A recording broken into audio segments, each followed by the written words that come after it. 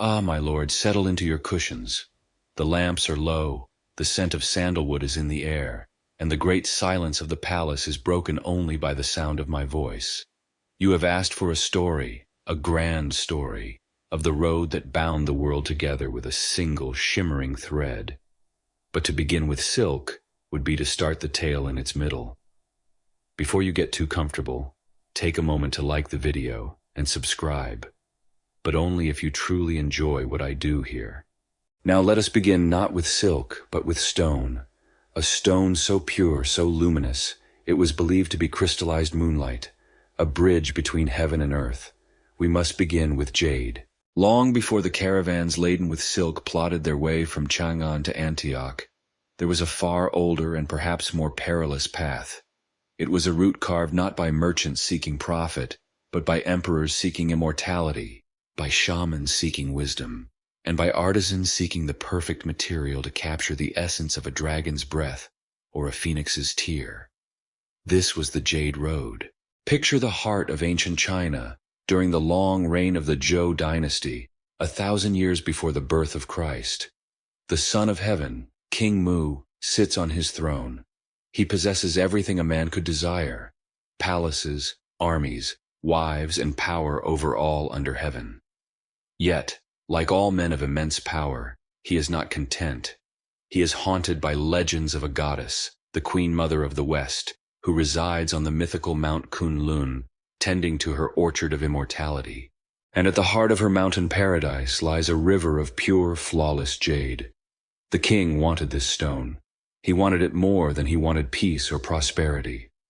It seems a universal truth, my lord, that the more a man has, the more he fixates on the one thing he does not, especially if it involves very pretty rocks and a chance to live forever. So the king gathered his 8 most prized steeds, each one a legend in its own right, and with his most loyal charioteer, he set out on a journey that would become the bedrock of myth.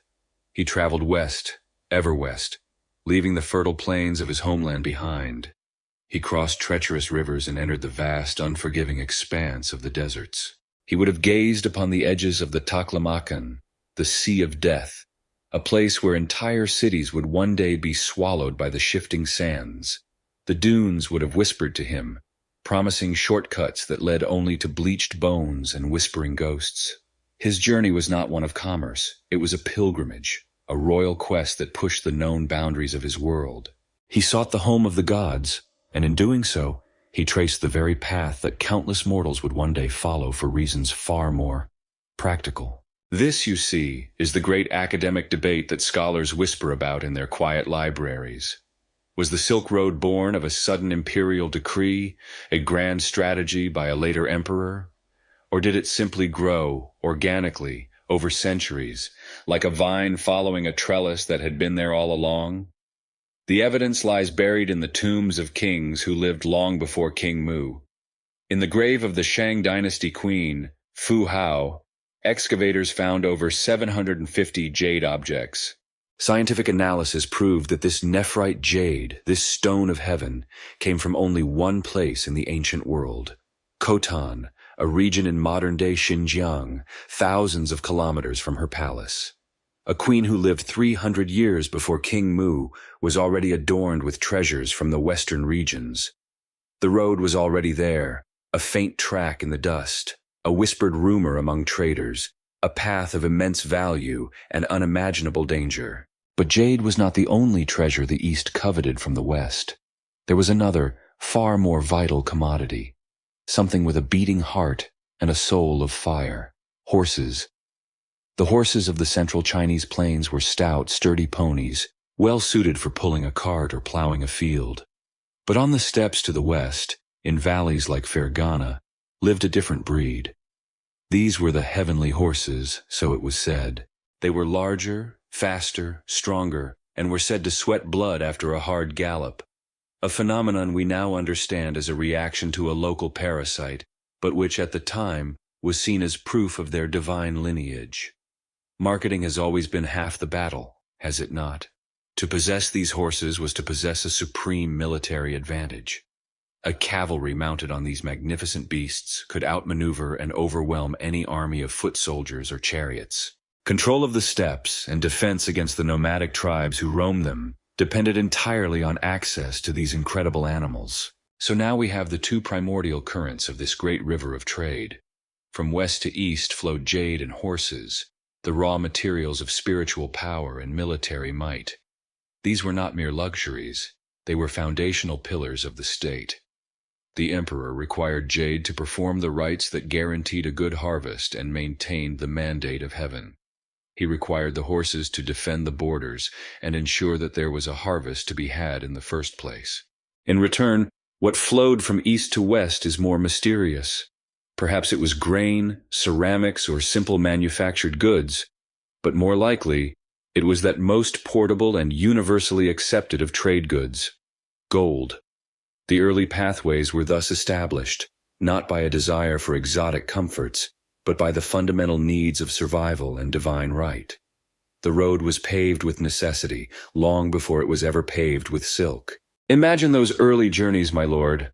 Not great caravans with hundreds of camels and armed guards, but small, desperate parties. A tribal chieftain leading his best warriors to trade a herd of prized horses for a chest of jade amulets. A lone prospector, his face weathered to leather by the wind, leading a donkey laden with precious greenstone, hoping to survive the bandits and the sandstorms, to make his fortune at the edge of the Middle Kingdom. These were the pioneers.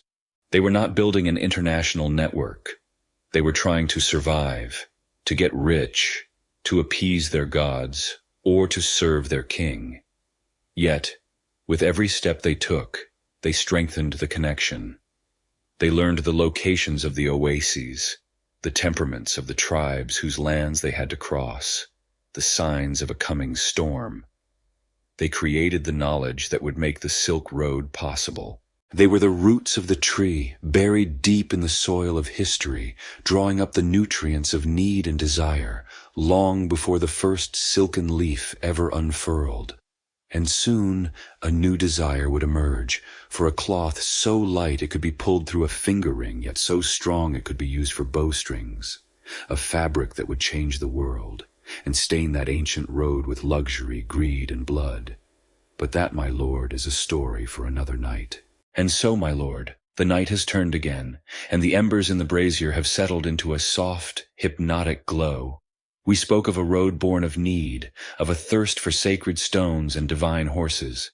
But a path of necessity is one thing, a highway of empires is another entirely. That requires a will of iron and treasury of gold, and a truly monumental problem. For the great Han dynasty, that problem had a name, whispered in fear across the northern frontier, the Xiongnu. Remember the heavenly horses, my lord? The Han craved them for a reason. The Xiongnu were a confederation of nomadic tribes, masters of the steppe and ghosts on horseback. They were the northern wind given flesh, raiding the rich Chinese settlements for grain, silk, and people, then vanishing back into the endless grasslands where no imperial army could follow. For decades, the Han had tried to appease them with tributes, cartloads of silk, fine lacquerware, and even imperial princesses sent as brides. But this only seemed to whet the Xiongnu's appetite. The new emperor, a young and ambitious man named Wu, decided that the time for appeasement was over. He would not pay the wolf to stay away from the door. He would find another wolf to help him hunt it down. His grand strategy was born from a piece of history, a rumor of a grudge. Years before, the Xiongnu had crushed a rival tribe known as the Yuezhi, killing their king, and in a gesture of ultimate contempt, fashioning his skull into a drinking cup. The surviving Yuezhi had fled west, far beyond the horizon, nursing a bitter hatred for their conquerors. Emperor Wu reasoned that the enemy of his enemy must surely be his friend.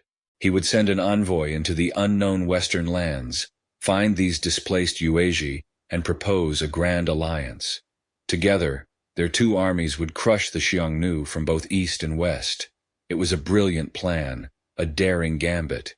It required only one thing, a man with enough courage, or perhaps foolishness, to walk willingly into the heart of his enemy's territory on a quest to find a vanished people.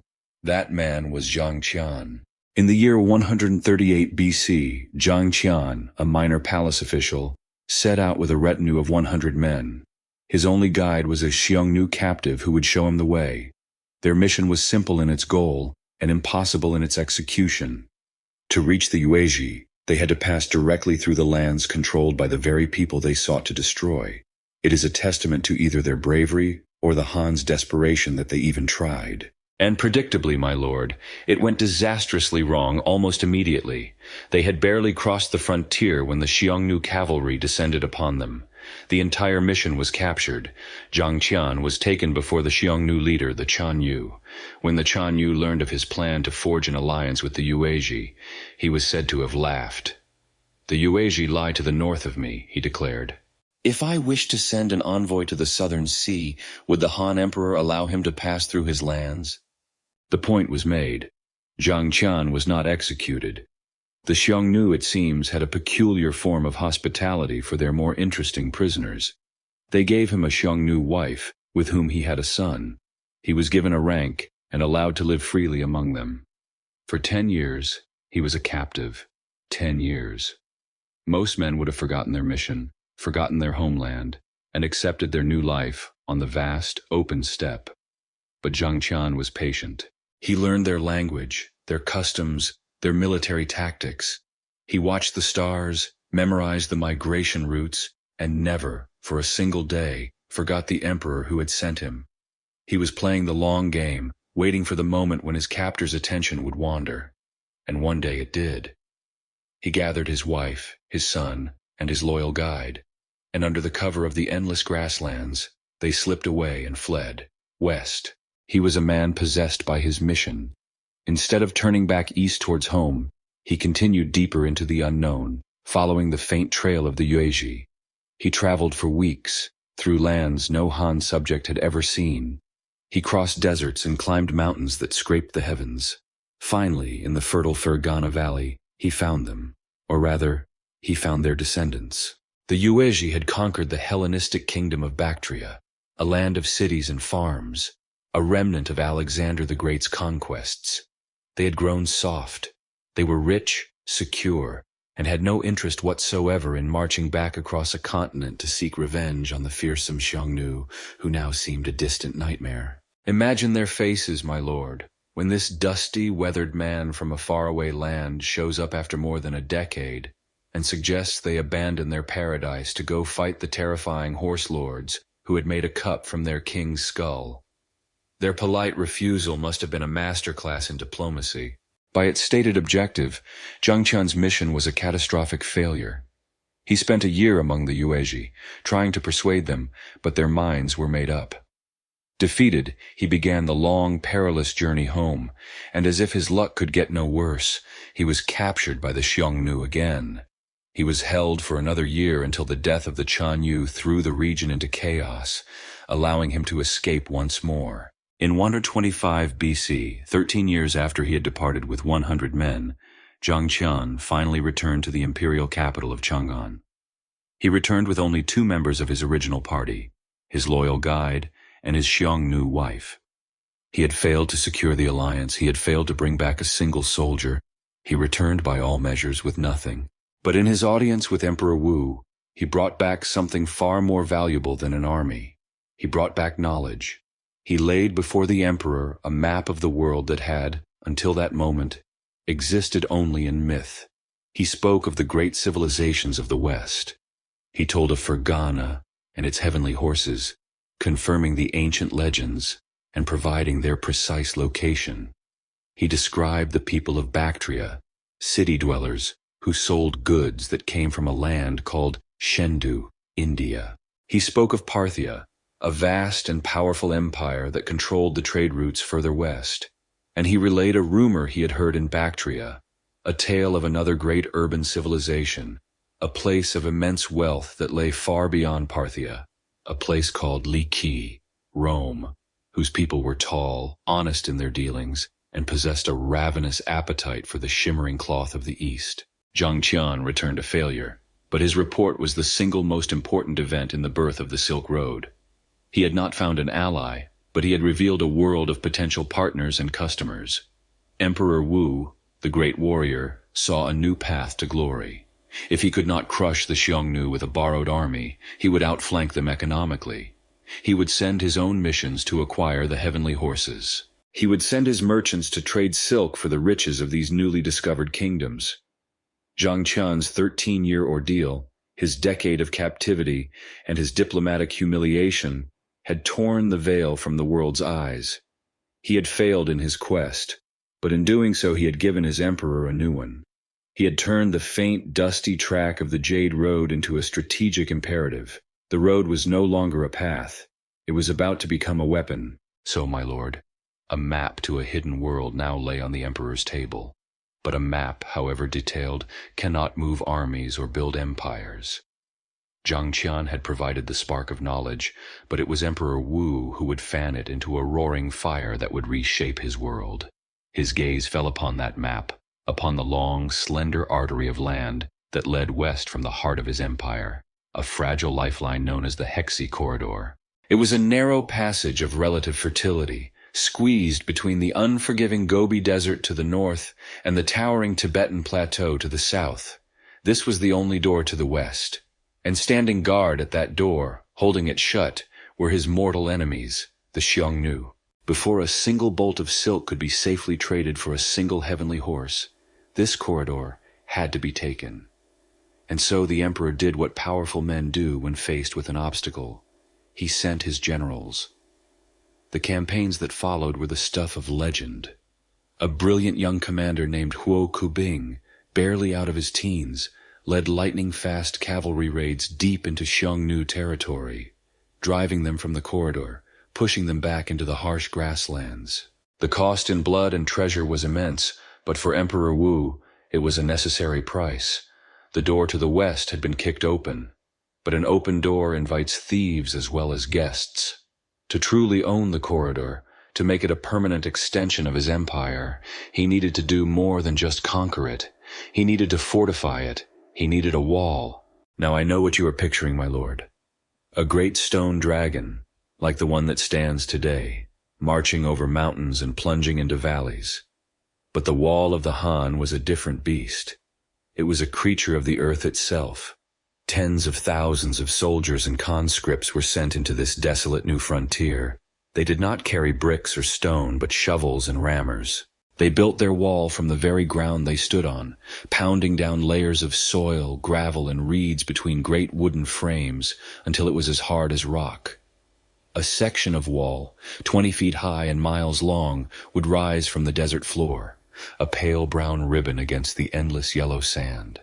It must have been miserable work. The emperor's grand strategic vision often translates to a great many blisters and aching backs for the common soldier, who likely wondered why he was taming a desert instead of fighting a glorious battle. This earthen wall stretched for hundreds of miles, a shield against the nomadic raids from the north. But a wall is only as good as the eyes that watch from it. Every few miles, a watchtower rose up, a square, tapered fortress of rammed earth and wood. From its peak, sentries scanned the horizon day and night. Their job was to watch for the telltale plume of dust that signaled a Xiongnu raiding party.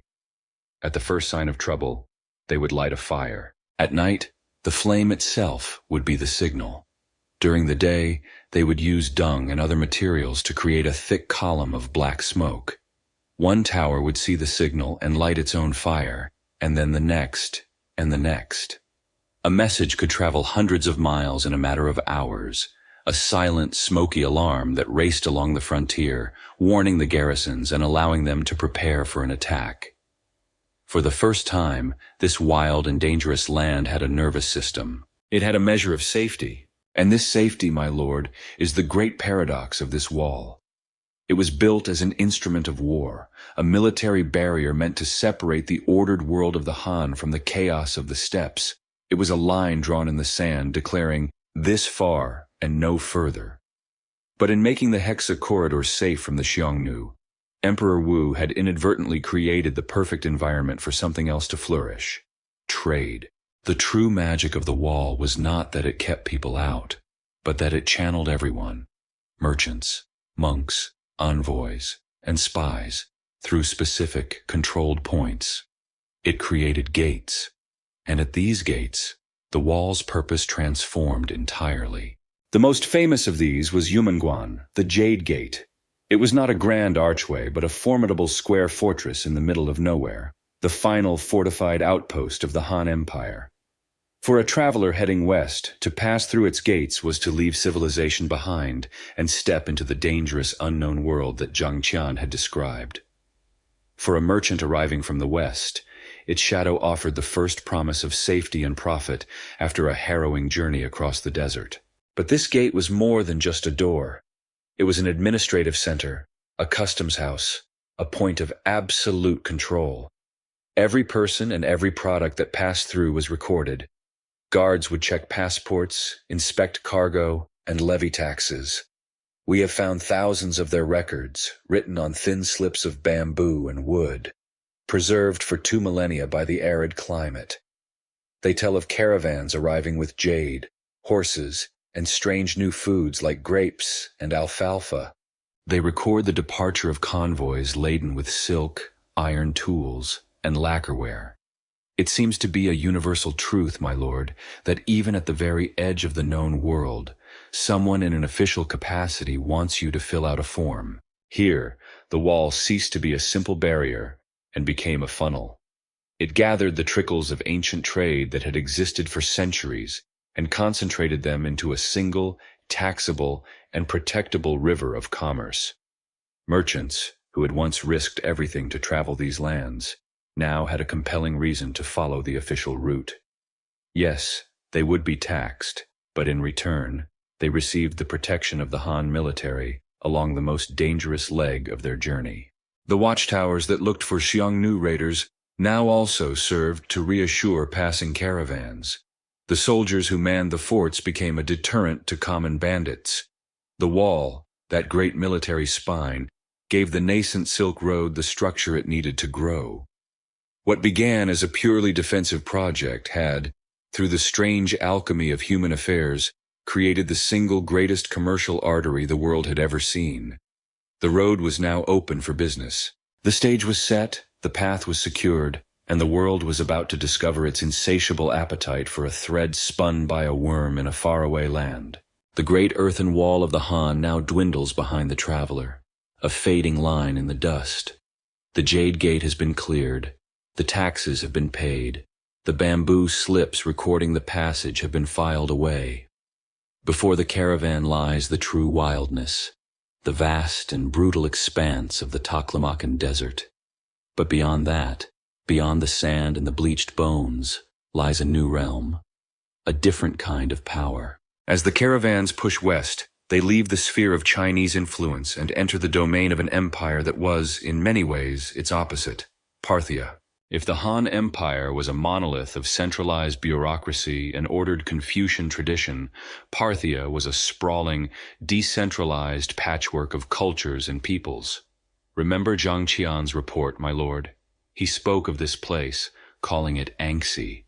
Its rulers were descended from nomadic horsemen, much like the Xiongnu, who had thundered out of the steppes of Central Asia. But they had not remained nomads. They had conquered the remnants of Alexander the Great's Eastern Empire, inheriting a world of Greek cities, ancient Persian traditions, and Mesopotamian learning. A Parthian king might speak Greek, consult a Zoroastrian priest, and lead an army of horse archers clad in the style of the steppes.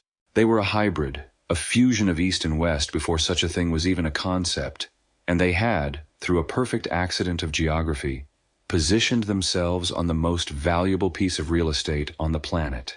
They sat squarely in the middle. To their east lay the Han Empire, the sole producer of the world's most coveted fabric. To their west, the burgeoning Roman Republic was fast becoming an empire with an insatiable appetite for luxuries it could not produce. The Parthians controlled every land route between them, and they understood the power this gave them perfectly. They were not great manufacturers, nor were they prolific artists. They were, however, brilliant businessmen. They were the universe's most successful operators of a toll road, charging a handsome fee for safe passage and turning the Silk Road into their private river of gold. A caravan entering Parthian territory from the east would be met by Parthian officials, who would levy a tax. It would then be escorted by Parthian cavalry, who would protect it from bandits, for a fee, of course. It would trade in Parthian cities, rest in Parthian caravanserais, and finally, sell its goods to merchants on the western border, where Parthian officials would levy another final tax on the transaction. Their strategy was not to conquer, but to control, not to produce, but to profit. And their greatest enterprise was ensuring that their two powerful neighbors never, ever spoke to each other directly. They understood a fundamental principle of business, my lord. If you are the only link between a desperate seller and an eager buyer, you can set whatever price you wish. For decades, the Romans knew silk only as a mysterious fabric that appeared from the east, sold to them by Parthian merchants for its weight in gold. They had no idea where it truly came from. The Chinese, likewise, knew of the great empire in the west only through the hazy descriptions of Parthian traders, who had every incentive to keep them in the dark. The Han, being a proud and curious people, eventually decided to bypass these middlemen. In the year 97 AD, nearly 2 centuries after Zhang Qian's journey, a Chinese general sent his envoy, a man named Gan Ying, on a mission to do what no one had done before: travel all the way to Dakin, the Chinese name for Rome. Gan Ying's journey was epic. He crossed desert and mountain, traveling thousands of miles until he finally reached a port on the Persian Gulf, the westernmost edge of the Parthian Empire. He stood at the shore, gazing out at the sea that would take him to Rome. But before he could charter a ship, he was intercepted by Parthian officials. They smiled, welcomed him, and then proceeded to tell him the most terrifying and discouraging story they could possibly invent. The sea, they said, was a vast and treacherous thing. The voyage to Dakin was long, and if the winds were unfavorable, it could take more than 2 years. The water had a magical quality that filled men with a deep longing for home, and many sailors simply wasted away and died of pure homesickness. One has to admire their creativity, my lord. It wasn't pirates or sea monsters that would claim you, but a severe case of debilitating nostalgia.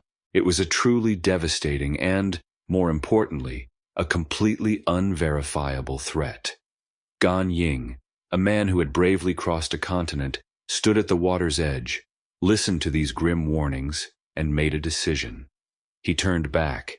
He returned to China with a report filled with second-hand information about Rome, gathered from the very Parthian merchants who had so cleverly deceived him.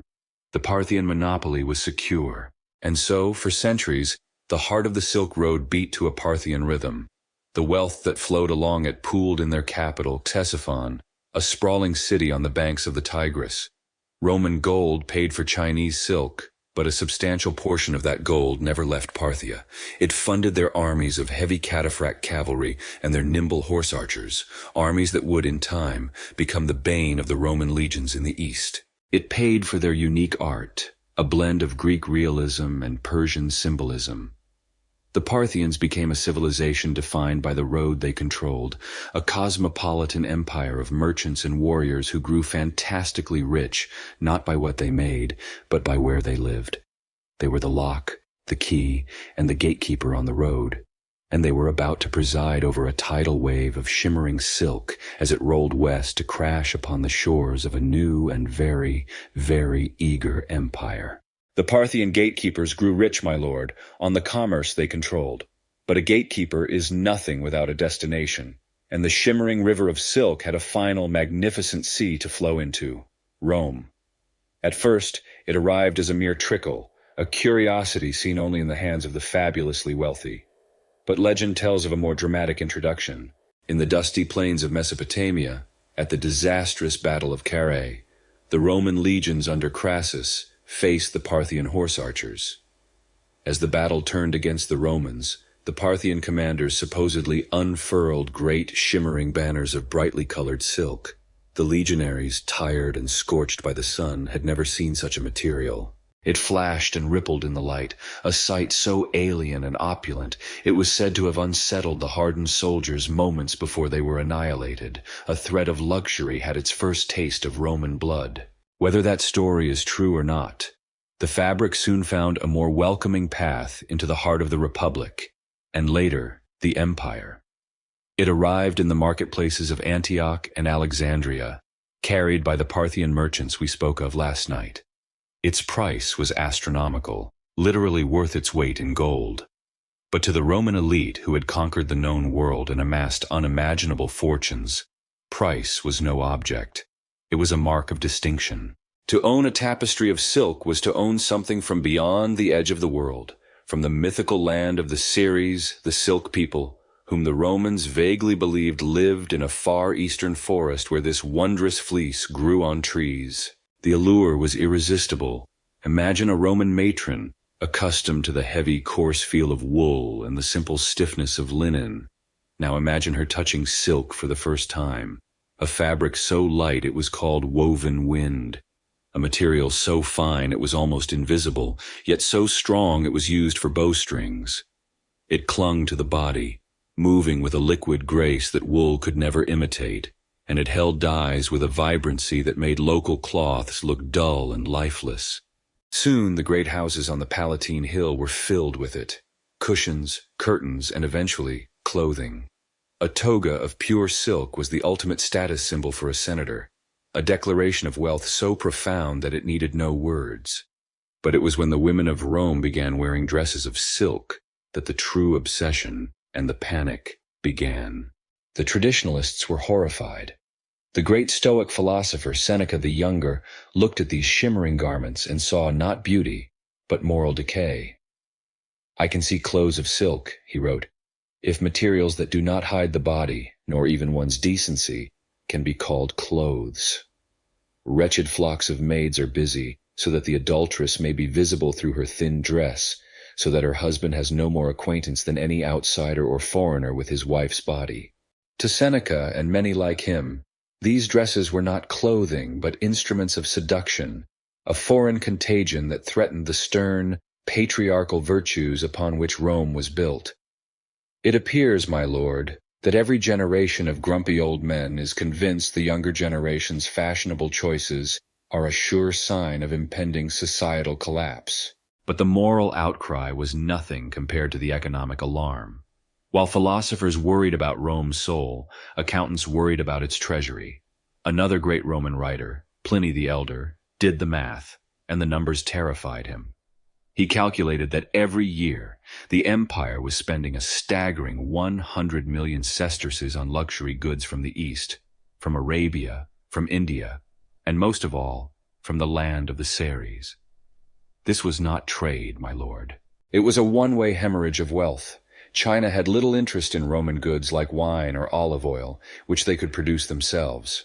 What they wanted was cold, hard currency, gold and silver. So, Roman coins, stamped with the faces of the Caesars, flowed east along the Silk Road, never to return.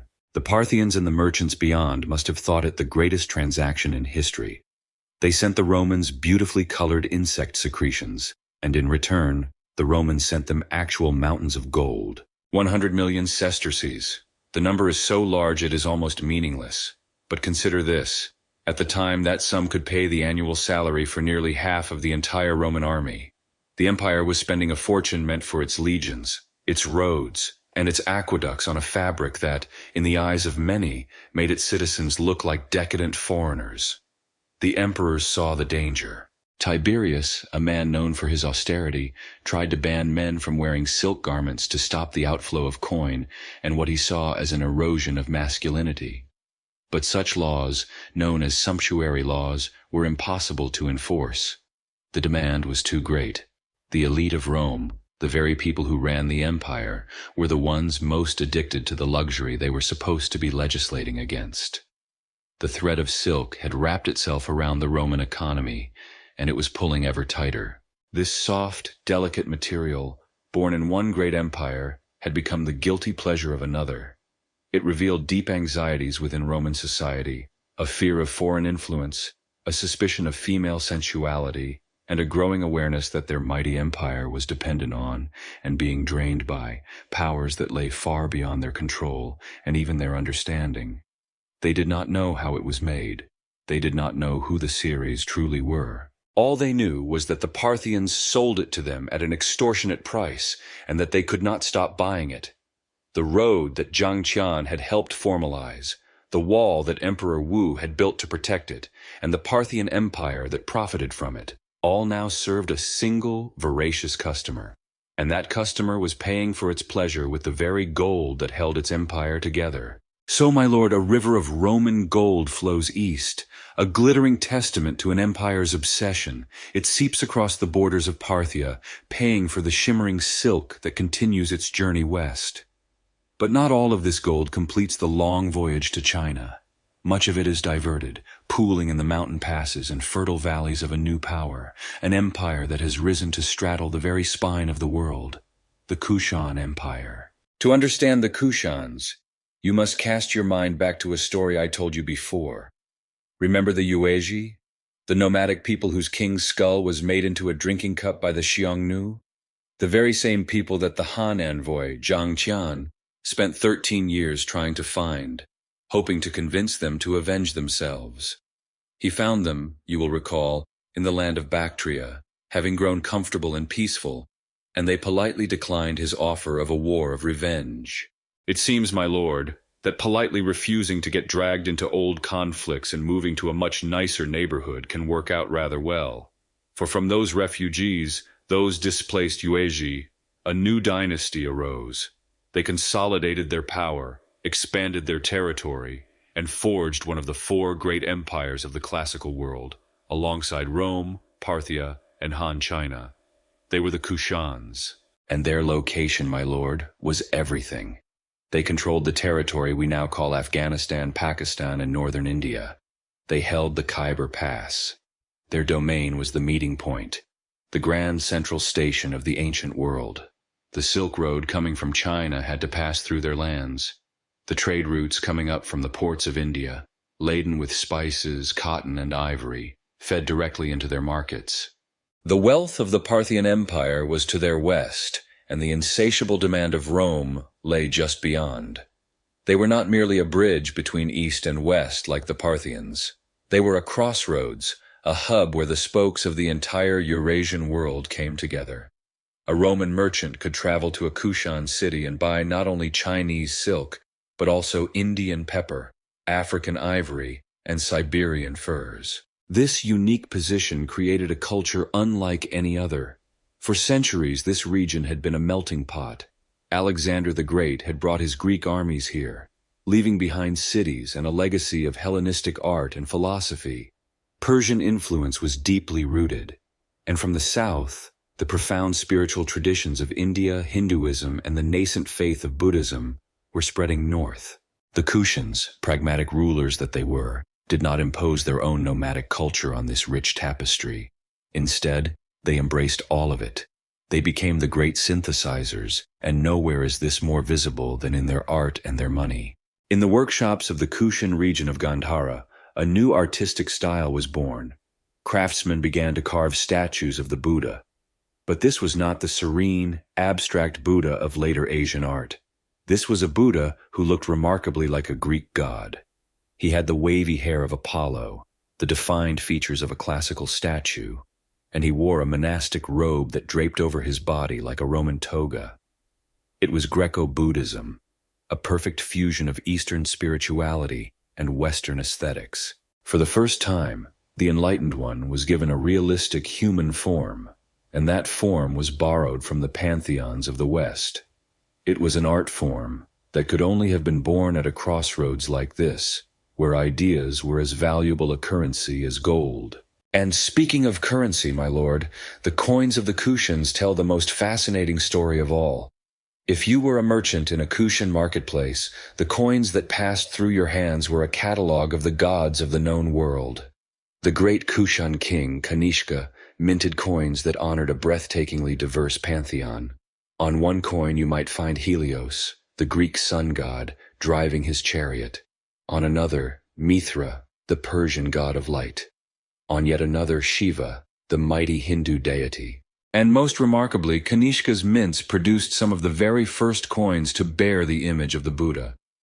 Their monetary policy seems to have been a wonderfully pragmatic approach to theology. When in doubt, put everyone's god on the coin.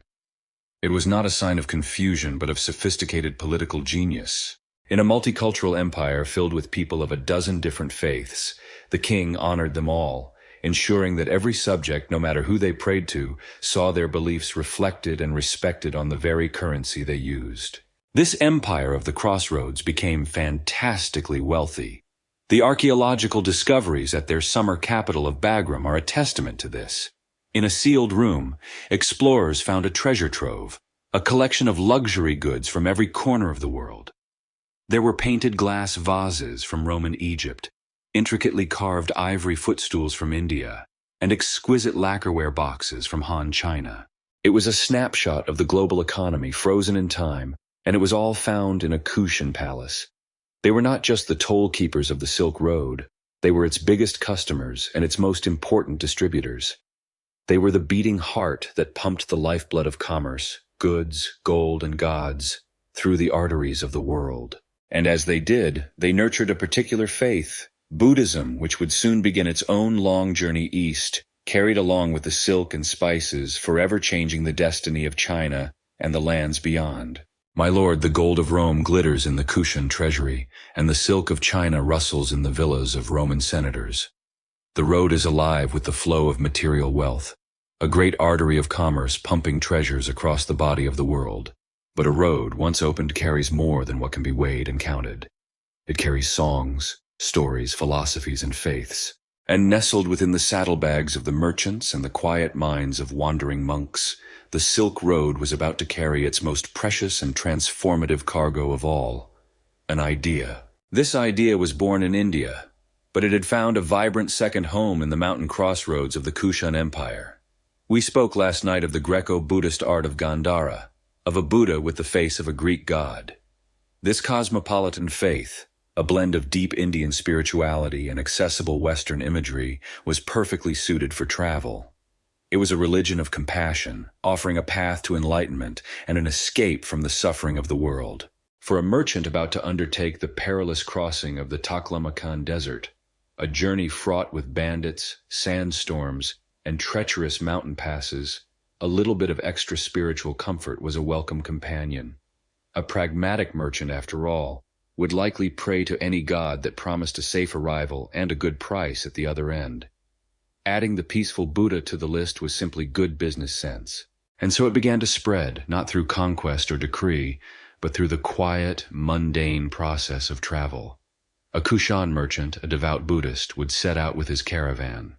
Tucked away in his baggage would be a small, portable icon, perhaps a miniature bronze Buddha or a carving of a bodhisattva.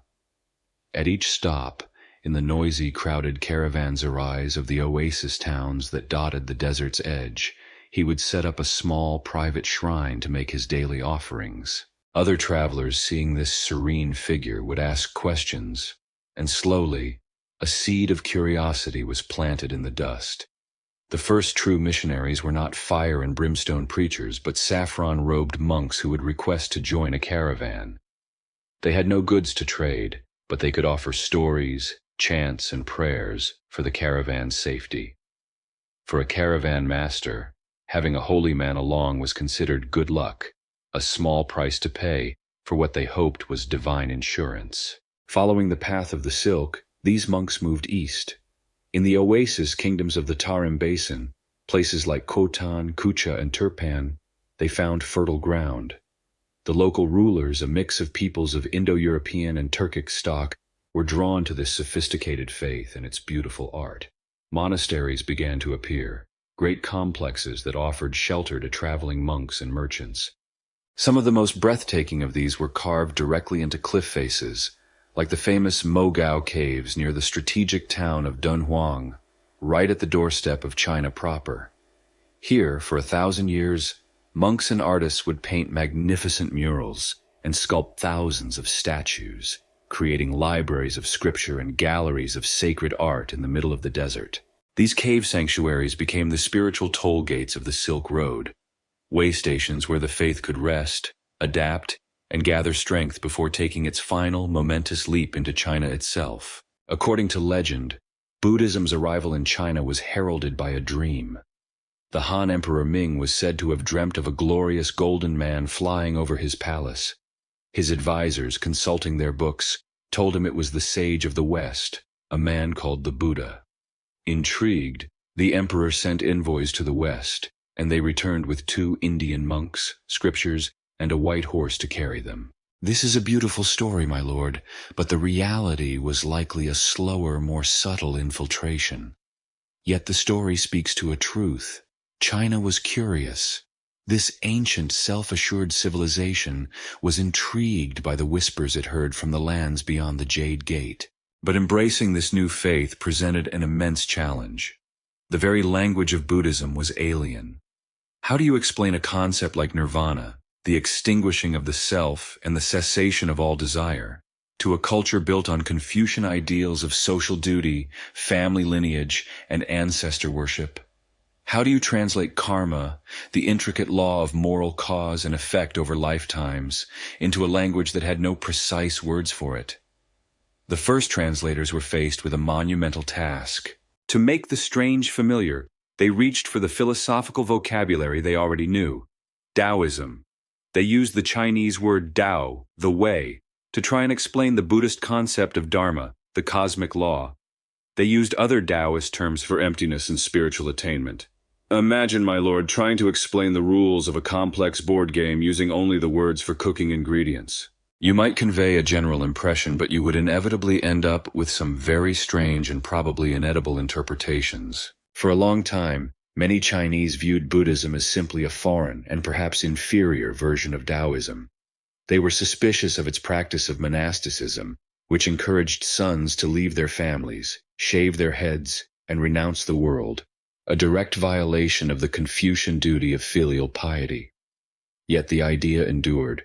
The art was undeniably beautiful, the philosophy was profound, and its message of compassion and salvation offered solace in a way that the rigid social hierarchies of Confucianism and the mystical abstractions of Taoism did not.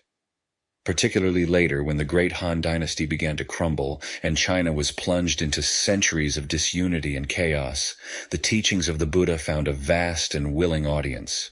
It offered an explanation for suffering and a clear path to escaping it.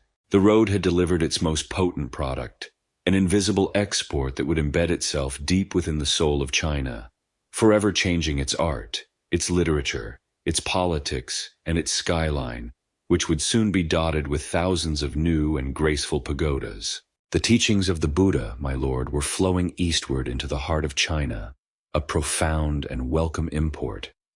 But as this foreign wisdom seeped in, a secret of immense value was being jealously guarded, a secret that China would do anything to keep from flowing out.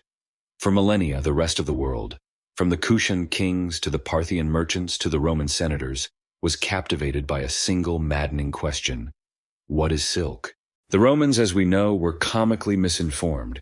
Their great minds, men who could engineer aqueducts that spanned valleys, concluded that this wondrous fabric was a kind of fleece that grew on trees in the land of the Ceres.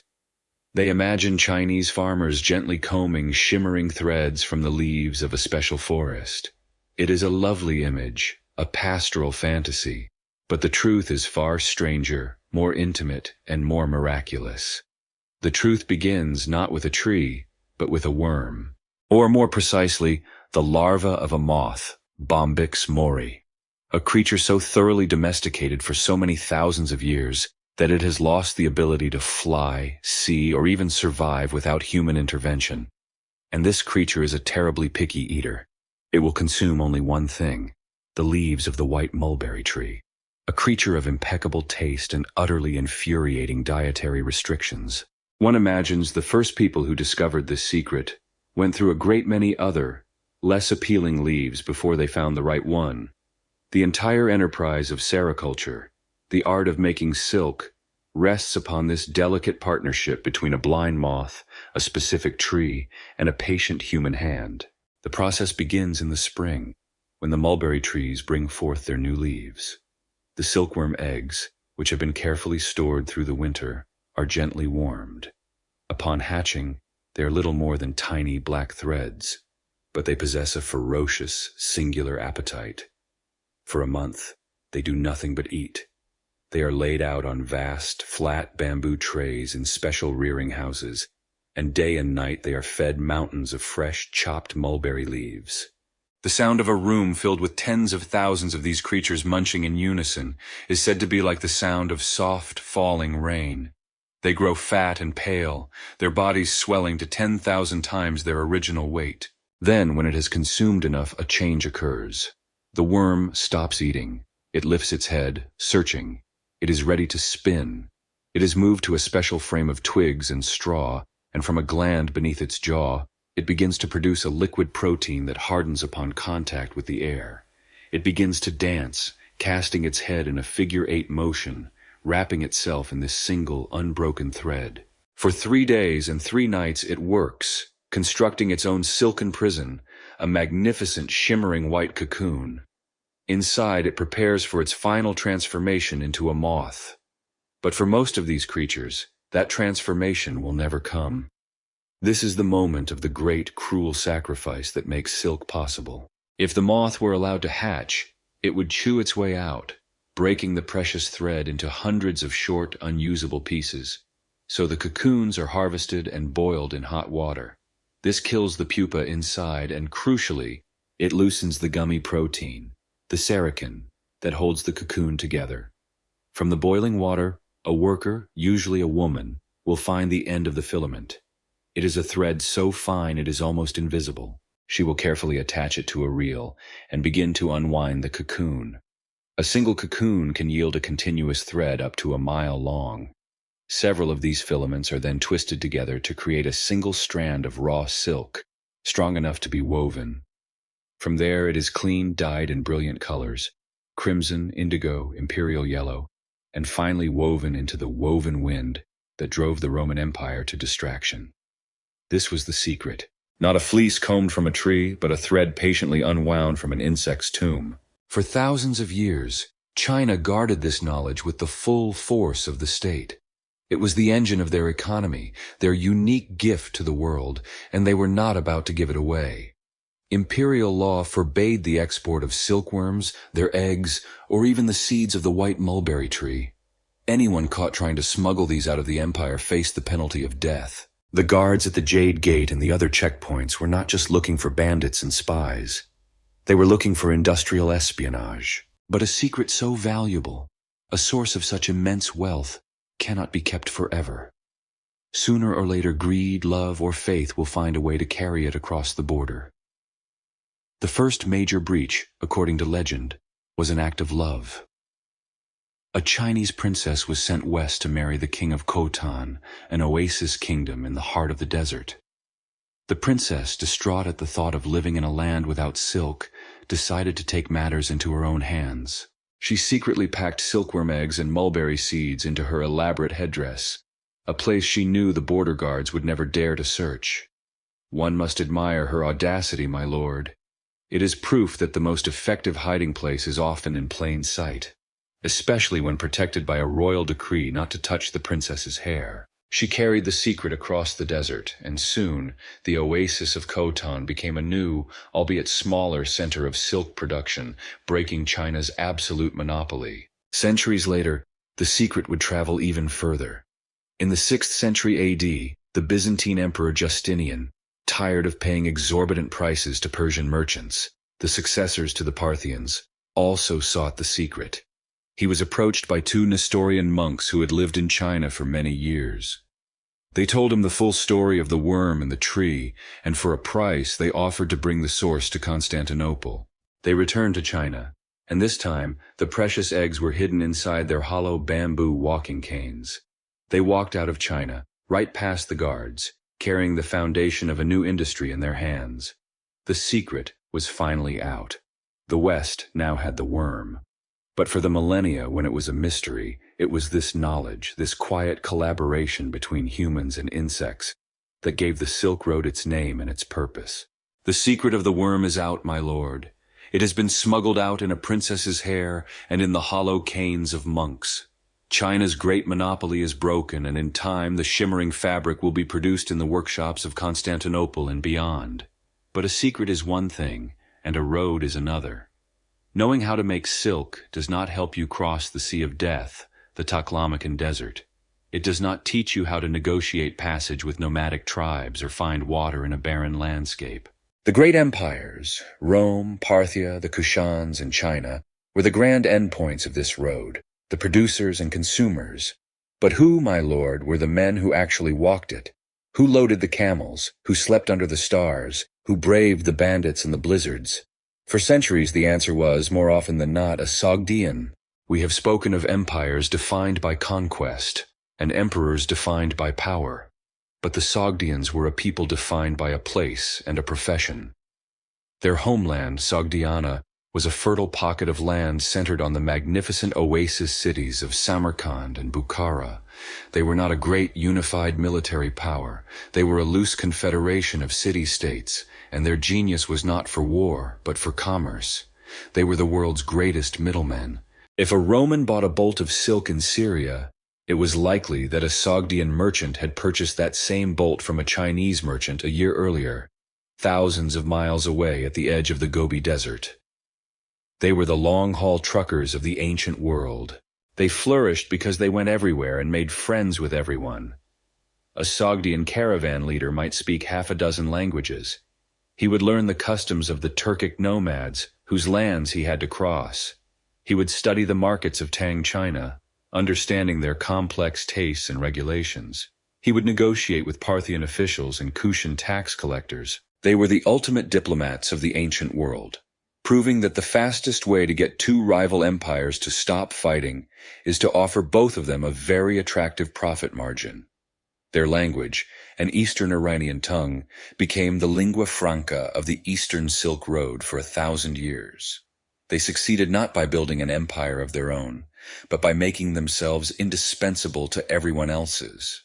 Their true innovation was the creation of a vast network of diaspora communities. All along the great trade routes, from the shores of the Black Sea to the heart of China, the Sogdians established small, tight-knit neighborhoods.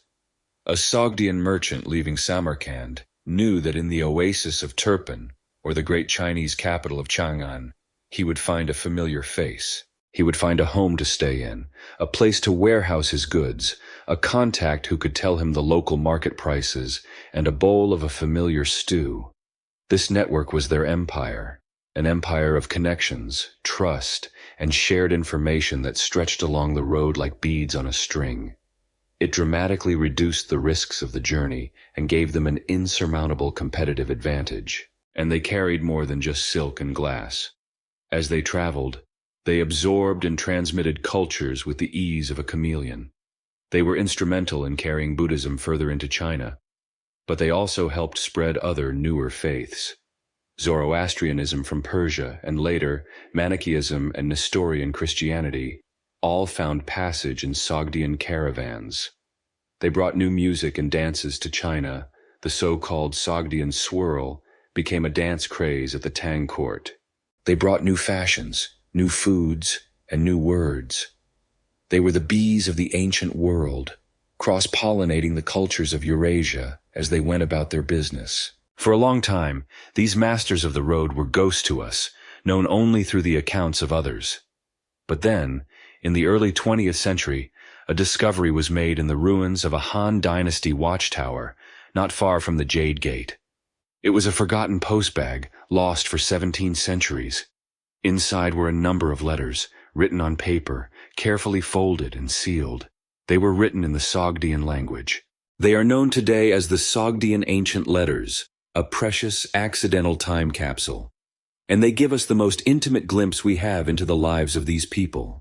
They are not grand histories, my lord. They are messages from the road, filled with the anxieties and frustrations of daily life. There are letters about business deals, about shipments of wool and linen, about market prices and untrustworthy partners.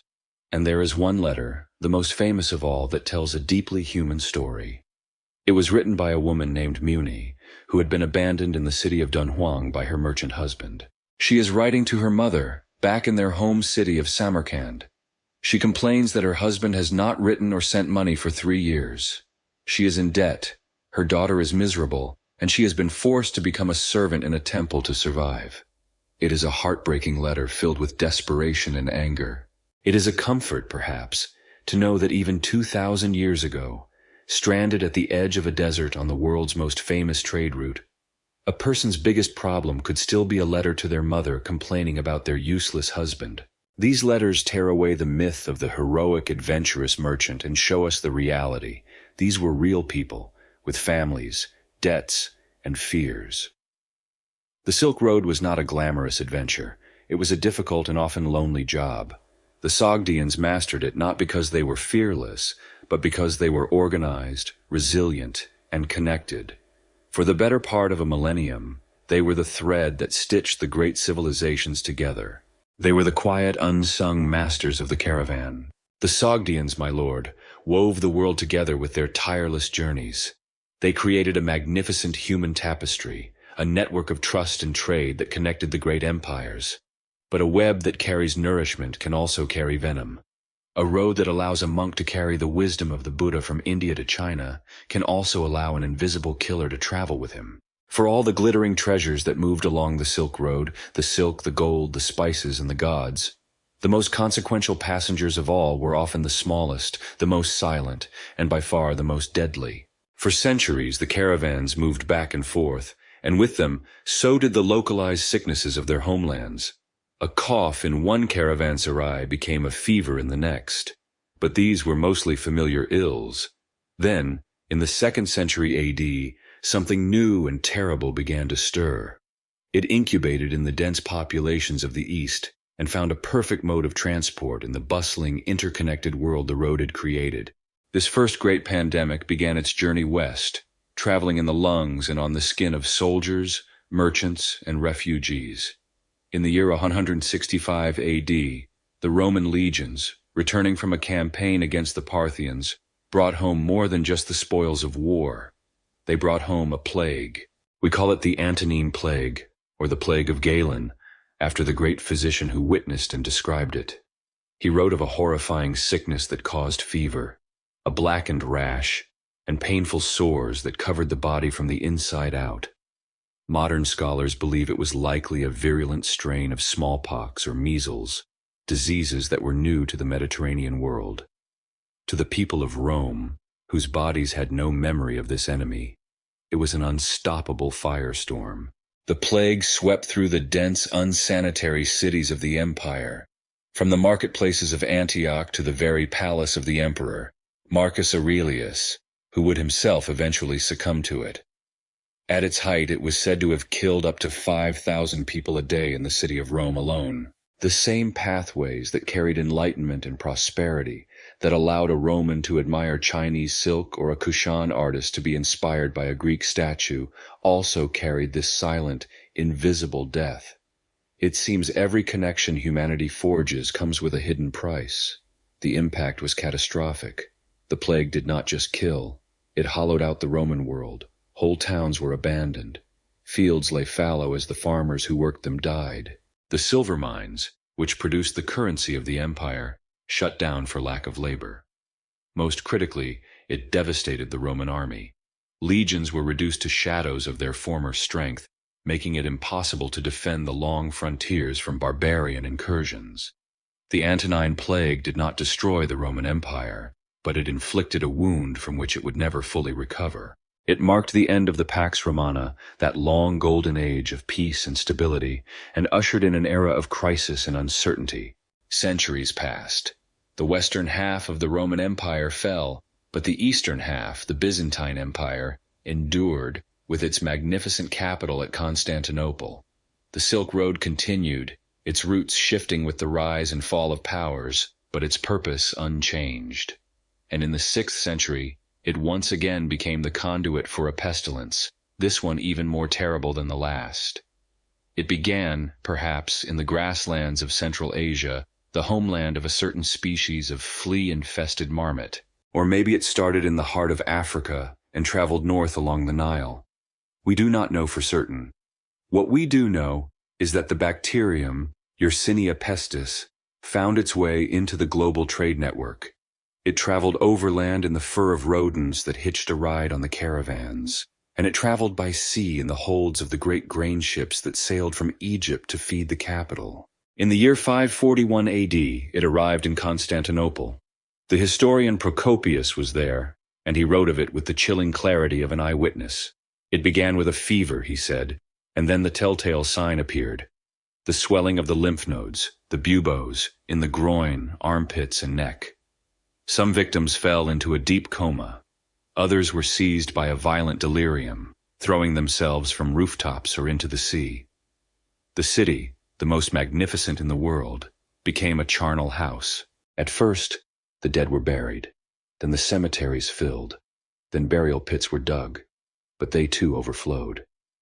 Finally, the emperor, Justinian, ordered the bodies to be stacked in the towers of the city walls, the roofs torn off to let the stench escape. At its peak, the plague claimed 10,000 lives a day in the capital. An emperor like Justinian could command legions, build the most glorious cathedral in Christendom, and rewrite the laws of the known world. But he was utterly powerless against an enemy he could not see, an invader that traveled in the blood of a rat's flea, hiding in a bale of silk or a sack of grain. The plague of Justinian, the first recorded pandemic of the bubonic plague, would ultimately kill as much as a third of the population of the Byzantine Empire and a quarter of the population of the entire Mediterranean world. It shattered Justinian's dreams of reconquering the lost western provinces. It brought commerce to a standstill. It left a world of ghosts. The Great Road, my lord, was both a creator and a destroyer. Its web of connections fostered an unprecedented fusion of cultures, arts, and ideas.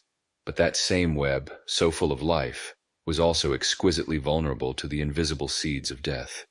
The plagues that rode the caravans redrew the map of the world as surely as any conquering army, leaving silence and fear in their wake, a grim reminder that the things that connect us can also consume us. My lord, the memory of plague fades slowly, like the shadow of a passing cloud. The plagues that rode the Silk Road left a world of ghosts and fractured empires. After the fall of the great Han dynasty, China endured centuries of division and strife, a long, dark night of warring states and broken roads. But from these ashes, a new dynasty would rise, a phoenix of such brilliant plumage that its light would dazzle the world. This was the Tang, and under its reign, the long night would give way to the brightest dawn the Silk Road had ever known. This new golden age was centered on a new capital, a city built to be the greatest on earth, Chang'an. To call it a city is an understatement. It was a universe, home to over 1 million souls. It was the largest, most meticulously planned, and most cosmopolitan metropolis in the world. Its vast outer walls enclosed an area of over 30 square miles, all laid out on a perfect grid, a testament to an empire that valued order and grandeur. This was the eastern terminus of the Silk Road, but it was more than an endpoint. It was a destination, a magnet that drew people, goods, and ideas from 1,000 different lands. To walk the streets of Chang'an was to walk through the world itself, and the heart of this world, its noisy, chaotic, beating heart, was the Western market. While the city's eastern market served the local aristocracy with its refined silks and precious jades, the Western market belonged to the foreigners. It was a city within the city, a riotous explosion of global commerce. Here, the air was thick with the smells of Indian sandalwood, Persian dates, and roasting mutton. The cries of vendors hawking their wares mingled with the guttural languages of the steppe, the soft tones of Persian, and the chatter of a dozen other tongues. Here you would see the men who made the road their home. The Sogdian merchants whose story we know had their own thriving community here, their skills as middlemen making them fixtures of the market. You would see Turkic nomads, their faces weathered by the wind, selling magnificent horses from the grasslands. You would see proud Persian aristocrats, refugees from their fallen empire, now selling exotic perfumes and practicing their Zoroastrian faith in a new land. Arabs, Koreans, Japanese, Tibetans, Indians, they all thronged the market's dusty avenues. And the Tang Chinese, far from being suspicious of these foreigners, were captivated by them. This was an age of supreme confidence. The Tang elite were fascinated by all things exotic. The arts and fashions of the court were a vibrant fusion of cultures. Wealthy ladies might wear sheer silks in the Persian style, ride horses dressed in Turkic trousers, and apply makeup that imitated the fashions of the oasis cities. It was a time when the son of a high-ranking official might show up to a poetry recital dressed like a Sogdian merchant, not as an act of rebellion, but because it was the very height of fashion. The ancient equivalent, perhaps, of wearing a foreign sports jersey, but with infinitely better tailoring. The music of the taverns was played on foreign lutes and drums, and the most popular entertainers were often the Western twirling girls from the city of Kucha, whose energetic dances were the talk of the town. The goods for sale in the Western market were a catalogue of the world's desires. A wealthy scholar could purchase a peacock to strut in his garden. A general could buy a cheetah, trained for hunting. A noble lady could find cobalt from Persia to color her ceramics, mirrors of polished metal, and glass goblets that had traveled all the way from the workshops of Syria. In the Western market you could buy a pound of pepper, a new religion, a musical instrument you had never seen before, and a lion, all in the same afternoon. It was the world's first and most ambitious superstore, though one imagines the return policy was brutally strict. This openness extended even to matters of the soul. The early Tang rulers, secure in their own power and of partial nomadic descent themselves, practiced a remarkable degree of religious tolerance. Buddhism, which had arrived centuries before, was now a powerful and established faith, its great pagodas punctuating the city's skyline. But alongside them, the Tang emperors allowed other, newer faiths to build their own places of worship. The Persian refugees were permitted to build a fire temple for their Zoroastrian faith. The strange, dualistic religion of Manichaeism, which had also traveled the road from Persia, had its own shrines. Most remarkably, a group of Nestorian Christians, missionaries from Syria, were allowed to build a monastery and a church, which the Chinese called the Daqin Pagoda.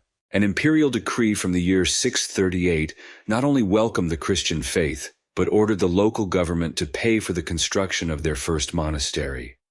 For a time, Chang'an was a city where one could hear the chanting of Buddhist sutras, the prayers of a Zoroastrian priest, and the hymns of a Christian mass, all within the same city walls. This was the Silk Road at its absolute zenith. The road was no longer a fragile thread, but a great pulsing artery, and Chang'an was its heart. It pumped wealth, culture, and people across the continent, and in return, it absorbed the best of what the world had to offer. It was a golden age fueled by a golden rule, that a closed fist can hold nothing, but an open hand can receive the world. And for a glorious century or two, the hands of Tang China were wide open. The golden age of the Tang, my lord, was a magnificent thing. The city of Chang'an was a beacon, drawing the world to its gates with open hands. The empire was confident, prosperous, and powerful. And with such power comes the urge to expand, to push the borders of the known world just a little further. The Tang armies marched west, deep into Central Asia, further than any Chinese dynasty before them, but the world does not remain still. As the Tang pushed west, another, newer power was surging east. From the deserts of Arabia, the armies of Islam had forged a new and mighty empire, the Abbasid Caliphate, with its brilliant capital in Baghdad. In the middle of the 8th century, in a remote river valley in the heart of Asia, these two superpowers were about to meet. The year was 751. The place was the banks of the Talas River, in what is now Kyrgyzstan. The Tang army, a professional force supplemented by Turkic mercenaries, faced the Arab army of the Caliphate. For 5 days, the two giants clashed in a bloody stalemate. The Tang soldiers, disciplined and well-equipped, held their ground against the zealous Abbasid forces. But the Tang commander had made a fatal error. He had relied on allies whose loyalty was for sale. On the 5th day, the Karluk Turks, a large contingent of mercenaries fighting for the Tang, suddenly switched sides, attacking the Chinese army from the rear. The Tang lines collapsed. The result was not a defeat. It was an annihilation. The Chinese army was shattered and thousands of prisoners were taken by the victorious Arabs. This battle was a turning point. It halted the westward expansion of China for the next 1,000 years. It cemented Central Asia's destiny, ensuring it would become part of the Islamic world, not the Chinese one. But my lord, the greatest consequence of this battle was not written on a map of empires. It was written on a humble sheet of paper. For among the thousands of prisoners captured by the Abbasids were not just soldiers, but also the skilled artisans who traveled with the army, weavers, goldsmiths, and most importantly, paper makers. China, you see, had two great secrets that had defined its relationship with the world. The first was silk, and we have heard the stories of how that secret was stolen away in hairpins and hollow canes. The second, and arguably the more revolutionary, was paper. For centuries, while the rest of the world struggled to write on clumsy clay tablets, bulky papyrus reeds, or incredibly expensive parchment made from dried animal skins, the Chinese had possessed a cheap, light, and wonderfully versatile writing material. Before the invention of paper, my lord, recording a great work of literature required a rather significant number of sheep. This made books expensive, and libraries smelled vaguely of the farm. The invention of paper was a great relief to scholars, and an even greater relief to the sheep. The Chinese had perfected this craft using the inner bark of the mulberry tree, the same tree that fed their silkworms, along with hemp fibers and old linen rags. These materials were soaked, beaten into a wet pulp, and then spread thinly across a fine bamboo screen. When the screen was lifted from the water, it held a delicate, translucent sheet. This sheet was then carefully transferred to a flat surface, pressed to remove the water, and left to dry in the sun. The result was paper, smooth, durable, and cheap enough to be used for everything from official documents and classic poetry to kites and even toilet paper. The captured Chinese paper makers were taken as prisoners of war to the great Sogdian city of Samarkand, which was now under Abbasid rule. Their captors quickly realized the value of the knowledge these men possessed. The world's first paper mill outside of China was established right there, in Samarkand. The secret was out, not stolen by a clever spy, but surrendered on a battlefield. From Samarkand, the technology spread like wildfire throughout the Islamic world. Baghdad, Damascus, Cairo, and then across North Africa into Spain. Soon, every great city of the Caliphate had its own paper mills. The effect was transformative. This cheap, plentiful new material fueled the Islamic Golden Age. Suddenly, knowledge could be recorded, copied, and disseminated on an unprecedented scale. Great libraries, like the House of Wisdom in Baghdad, were filled with hundreds of thousands of books made of paper. The works of Greek philosophers, which had been preserved by Arab scholars, were translated and copied. New breakthroughs in mathematics, medicine, astronomy, and philosophy were recorded and shared. The tales you are listening to right now, the very stories of the 1001 Nights, were first written down and passed around on paper. It must be one of history's great ironies, my lord. A Tang general marched his army out to win glory and territory, and instead, he accidentally launched a literary and scientific revolution in his enemy's empire.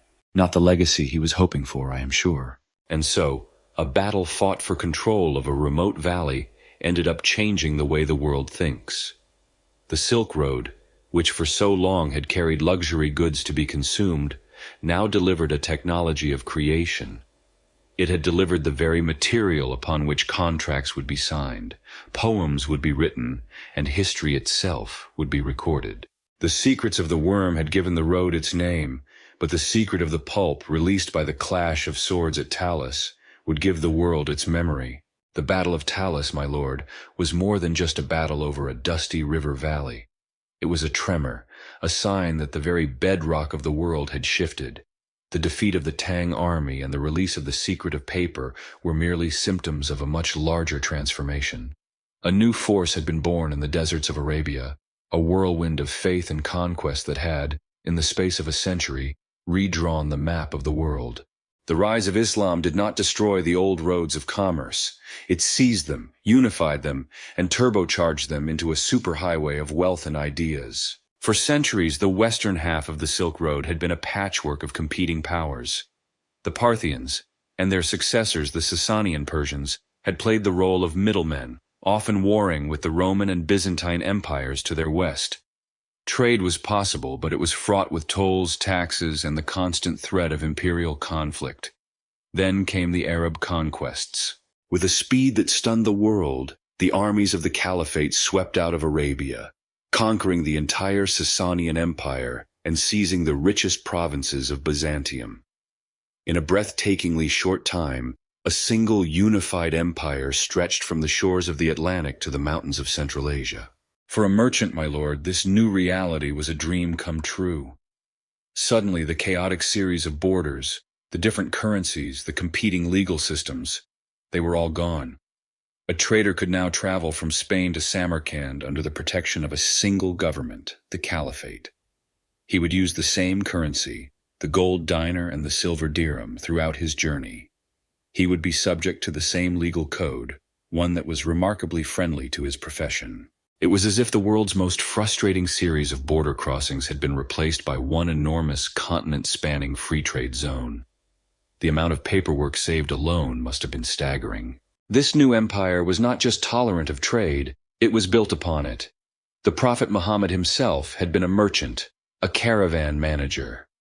Commerce was not seen as a lowly profession, but as a respectable and vital part of society. As the Islamic Empire grew, its scholars and jurists developed sophisticated financial instruments that made long-distance trade easier and safer than ever before. They created complex partnerships, systems of credit, and most ingeniously, the sak, a written order of payment, the ancestor of our modern bank check. This was a revolution. A merchant in Baghdad could now deposit a sum of gold and receive a signed piece of paper. He could then travel thousands of miles to Bukhara, present that piece of paper to a business agent, and withdraw the same sum. It was a system of remarkable trust, allowing a merchant to carry a simple sack instead of a heavy chest of gold, which was far less appealing to bandits. Of course, one assumes they checked the sender's credit rating very, very carefully. The center of this new world was a new city, built to be the capital of a global empire, Baghdad.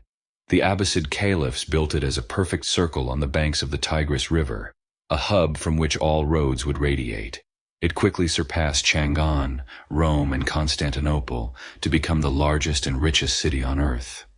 It was a city built on trade and fueled by the knowledge captured at Talas. Its paper mills produced mountains of books for its great library, the House of Wisdom, where scholars translated and expanded upon the knowledge of the Greeks, Persians, and Indians. Baghdad became the new nexus of the Silk Road, a voracious market for luxury goods and the intellectual capital of the world. But this new empire, born of the desert, also turned its eyes to the sea. Arab and Persian sailors, who had for centuries plied the waters of the Persian Gulf, now became the masters of the Indian Ocean. They perfected the use of the seasonal monsoon winds, a predictable gift of nature that allowed for reliable, long-distance sea travel. They built sturdy ships called dhows, with distinctive triangular sails that could catch the wind from any direction. A new Silk Road was born, a maritime route that was often faster and could carry far more cargo than any camel caravan. From ports like Basra and Siraf, these sailors would ride the summer monsoon east to the coast of India to trade for pepper, cotton, and precious gems. From there, they would sail on to the Straits of Malacca, the gateway to the legendary Spice Islands. Finally, they would continue on to the great southern port of Tang China, Canton, known to them as Kanfu. There, they would trade incense from Arabia and ivory from Africa for vast quantities of silk and porcelain. They would wait for the winter monsoon to reverse direction, and then ride the winds all the way back home. This vast oceanic circuit became as important as the ancient overland road, connecting the workshops of China directly to the markets of Baghdad, Cairo, and beyond. The two roads, land and sea, were now two parts of a single, integrated Islamic trading system that dominated the global economy. The map of the world had been redrawn, its heart now beating in Baghdad, and its arteries of commerce now pulsed with a new and powerful faith. My lord, the great city of Baghdad, the heart of the Abbasid Caliphate, was the richest city in the world. Its markets overflowed with silks from China, spices from India, and paper from its own magnificent mills. Its currency, the silver dirham, was the most trusted coin from Spain to Samarkand. But a thought may have occurred to you, my lord. Where did all that silver come from? And who was supplying the caliphate with the other luxuries it craved? The thick, lustrous furs, the precious amber, the strong arms and backs of slaves. The answer did not lie to the east or south, along the familiar paths of the Silk Road. It came from a new direction entirely. It came from the cold, dark forests of the north. We have an image of the men from the north, do we not? The Vikings. Horned helmets, which they never wore, by the way, great axes, and a singular passion for raiding monasteries and burning villages. And while they were certainly very accomplished at all of that, it is a woefully incomplete picture. They were also the most daring and ambitious traders of their age. And while some of them sailed west to terrorize England and France, a great many others turned their ships east and sailed, paddled, and dragged their way into the very heart of the civilized world. These were the Eastern Vikings, the Rus, and they were about to create a new northern branch of the Silk Road. Their highways were not paved with stone or marked by desert caravanserais. Their highways were the great, winding rivers of Eastern Europe. From their homes in Scandinavia, they would load their magnificent longships, shallow enough to navigate a river, yet strong enough to cross an ocean, and begin an epic journey south. They forged two main routes. One, the Dnieper route, took them down through the lands of the Slavs, through a series of treacherous rapids, and out into the Black Sea. There, they would arrive at the gates of the richest and most heavily fortified city in Christendom, Constantinople, the capital of the Byzantine Empire. They called it Miklagard, the great city, and they gazed upon its towering walls and golden domes with a mixture of avarice and awe. The second route, the Volga route, was even more ambitious. It took them down the great Volga River, a long and winding path that led them to the shores of the Caspian Sea. And there, on the other shores of that sea, they made contact with the merchants of the Abbasid Caliphate. They had reached the world of Baghdad. The journey was unimaginably difficult. Where one river system ended and another began, they would be forced to pull their ships from the water and drag them overland for miles on log rollers, a back-breaking process known as portage, but the rewards were worth the risk. From the dark northern forests, they brought goods that were almost mythical in the sun-drenched markets of the Caliphate. They brought the pelts of sable, marten, ermine, and fox, furs so thick and warm they were worth a fortune. They brought honey and wax and walrus ivory from the Arctic seas, which they called whalebone. They brought amber from the shores of the Baltic, that fossilized resin the Arabs called the tears of the sea. And most grimly, they brought human cargo. They raided the Slavic tribes of the forests, capturing people to sell in the great slave markets of the south. They operated on a simple, if morally flexible, business model. If you couldn't wear it, eat it, or build with it, you could probably sell it to someone in Baghdad. This included, unfortunately, other people. In return, they craved one thing above all others: silver. The pure, well-struck silver dirhams of the Abbasid Caliphate became their currency of choice. They did not care about the titles of the caliph written on the coins in elegant Arabic script. They cared only about the weight and purity of the metal, and they brought this silver home in staggering quantities. All across Scandinavia, from the coasts of Norway to the farms of Sweden, archaeologists have unearthed Viking hordes.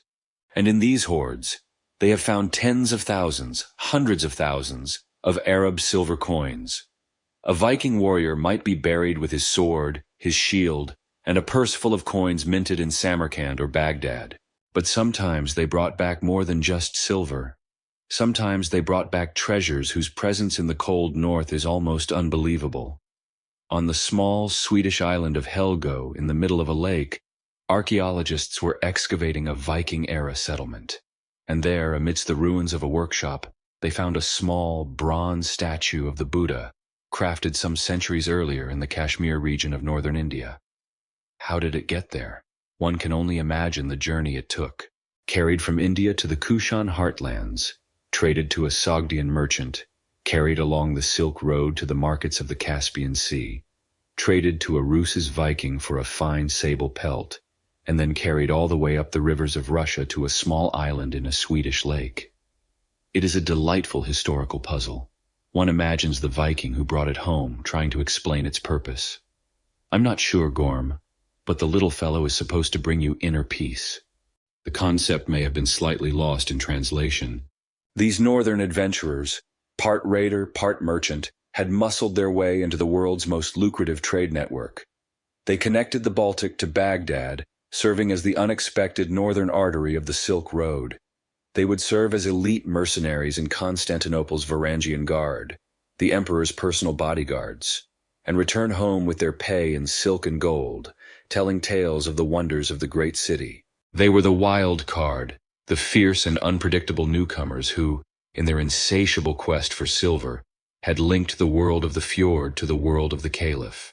The world of the Silk Road, my lord, had become a complex and fractured place. The great Tang dynasty was a distant memory, and China was divided. The Abbasid Caliphate had shattered, its power replaced by a patchwork of competing Turkic and Persian dynasties. The northern routes were still roamed by the Rus Vikings, but the old unity was gone. The road was a series of disconnected segments, each with its own ruler, its own taxes, and its own dangers. And then, from the cold, high steppes of Mongolia, a storm gathered, a storm of horses and arrows that would break the entire world and then remake it in its own image. The storm had a name, Temujin, soon to be acclaimed as Genghis Khan, the universal ruler. The story of the Mongol conquests is a story written in blood and terror. City after city that resisted them was not just defeated but erased from existence. Their armies, disciplined and utterly ruthless, swept across Asia, from the shores of the Pacific to the plains of Hungary. They toppled ancient dynasties, sacked legendary cities like Samarkand and Baghdad, and unleashed a wave of destruction so vast it is difficult to comprehend. They were, it seemed, the end of all things, the final brutal chapter in the story of civilization. But here, my lord, we come to one of the great and terrible ironies of history. For after the storm of conquest had passed, after the world had been broken and bled, the Mongols established a peace so profound and far-reaching that it became a legend. We call it the Pax Mongolica, the Mongol Peace. The same man who had unleashed a sea of blood upon the world also decreed a continental peace. Having conquered everything, the Khans, being above all else pragmatic, realized that a peaceful and well-run empire was a far more profitable enterprise than a pile of smoldering ruins. Their first act was to unify. In creating the largest contiguous land empire in human history, they erased all the troublesome borders that had plagued the Silk Road for centuries. A merchant could now travel from Persia to China and never once have to pay a bribe to a border guard, haggle with a local chieftain for passage, or switch currencies. The entire expanse of Asia was now a single unified economic zone, controlled by a single family. Their second act was to make the roads brutally, unequivocally safe. The Mongols had no patience for disorder. Their policy on highway robbery was refreshingly simple. Don't. The punishment for banditry was swift, certain, and usually fatal, not just for the bandit, but often for his entire family. This harsh justice had a remarkable effect. The roads, which had been nests of thieves for generations, became the safest in the world. A saying arose across the empire that a maiden laden with a nugget of gold on her head could wander from one end of the Khan's domain to the other without fear of being harmed. It was a peace bought with terror, but it was a peace nonetheless. To manage this vast new territory, they perfected a system of communication and transport that was a marvel of logistical genius, the YAM. This was a network of relay stations, set up roughly every 25 to 30 miles along all the major roads. Each station was staffed and stocked with fresh horses, food, and lodging. A messenger, an official, or a merchant carrying a special passport, a golden or silver tablet called a paisa, could arrive at a station, exchange his tired horse for a fresh one, and be on his way in minutes. Mongol riders, carrying urgent messages for the Khan, could travel up to 200 miles in a single day, a speed unheard of anywhere else in the world. The YAM was the nervous system of the empire, and it made the Silk Road faster and more efficient than ever before. And the Mongols, unlike the old Confucian elite of China, loved merchants. They saw them not as parasites but as agents of prosperity. They gave them tax exemptions, protected their caravans, and even loaned them capital from the imperial treasury. Merchants, for the first time, were given a high and honored status, and they flocked to the Mongol court. The Khans also practiced a remarkable form of religious tolerance. The Mongol court in their great capital of Karakoram was a kaleidoscope of faiths. You would find Buddhist monks, Nestorian Christians, Muslim clerics, and Taoist sages all debating freely. The Khans seemed to treat religions like a portfolio of investments. It couldn't hurt to have the leaders of every major faith praying for your success. It was a divinely diversified strategy for imperial stability. It was this new world, unified, safe, and efficient, that allowed for the first time for people from the far west to travel the entire length of the Silk Road. A young Venetian merchant could now leave his home, travel through Mongol-controlled Persia, cross the vast plains of Mongol Central Asia, and arrive years later in the magnificent court of the great Khan in China. His name, of course, was Marco Polo. He and others like him were the direct beneficiaries of this bloody peace. For a brief, shining century, the world was thrown open. The roads that had once been treacherous paths were now highways, and the terror of the Mongol sword had been replaced by the surprising tranquility of the Mongol law. The Mongol peace, my lord, was a strange and brutal miracle. A peace forged by the sword which for a brief time made the world one. This new, unified world presented an opportunity that the merchants of Europe, particularly the bold and worldly Venetians, could not resist. And so our story turns to two brothers, Niccolo and Maffeo Polo, who decided to take a chance on this new reality. They traveled east, trading jewels, and through a series of fortunate events, found themselves traveling all the way to the court of the great Khan himself, Kublai, the grandson of Genghis. The Khan, a man of immense curiosity, was fascinated by these men from a land he knew little about. He questioned them for hours about their pope, their kings, and their customs, and when they left, he sent them with a mission, to return to their homeland and ask the pope to send him 100 wise Christian men to debate with his own scholars, along with a flask of holy oil from the lamp burning at Christ's sepulchre in Jerusalem. The Polo brothers returned to Europe, but found the papacy in turmoil. By the time they were ready to go back, they could only secure 2 Dominican friars to accompany them.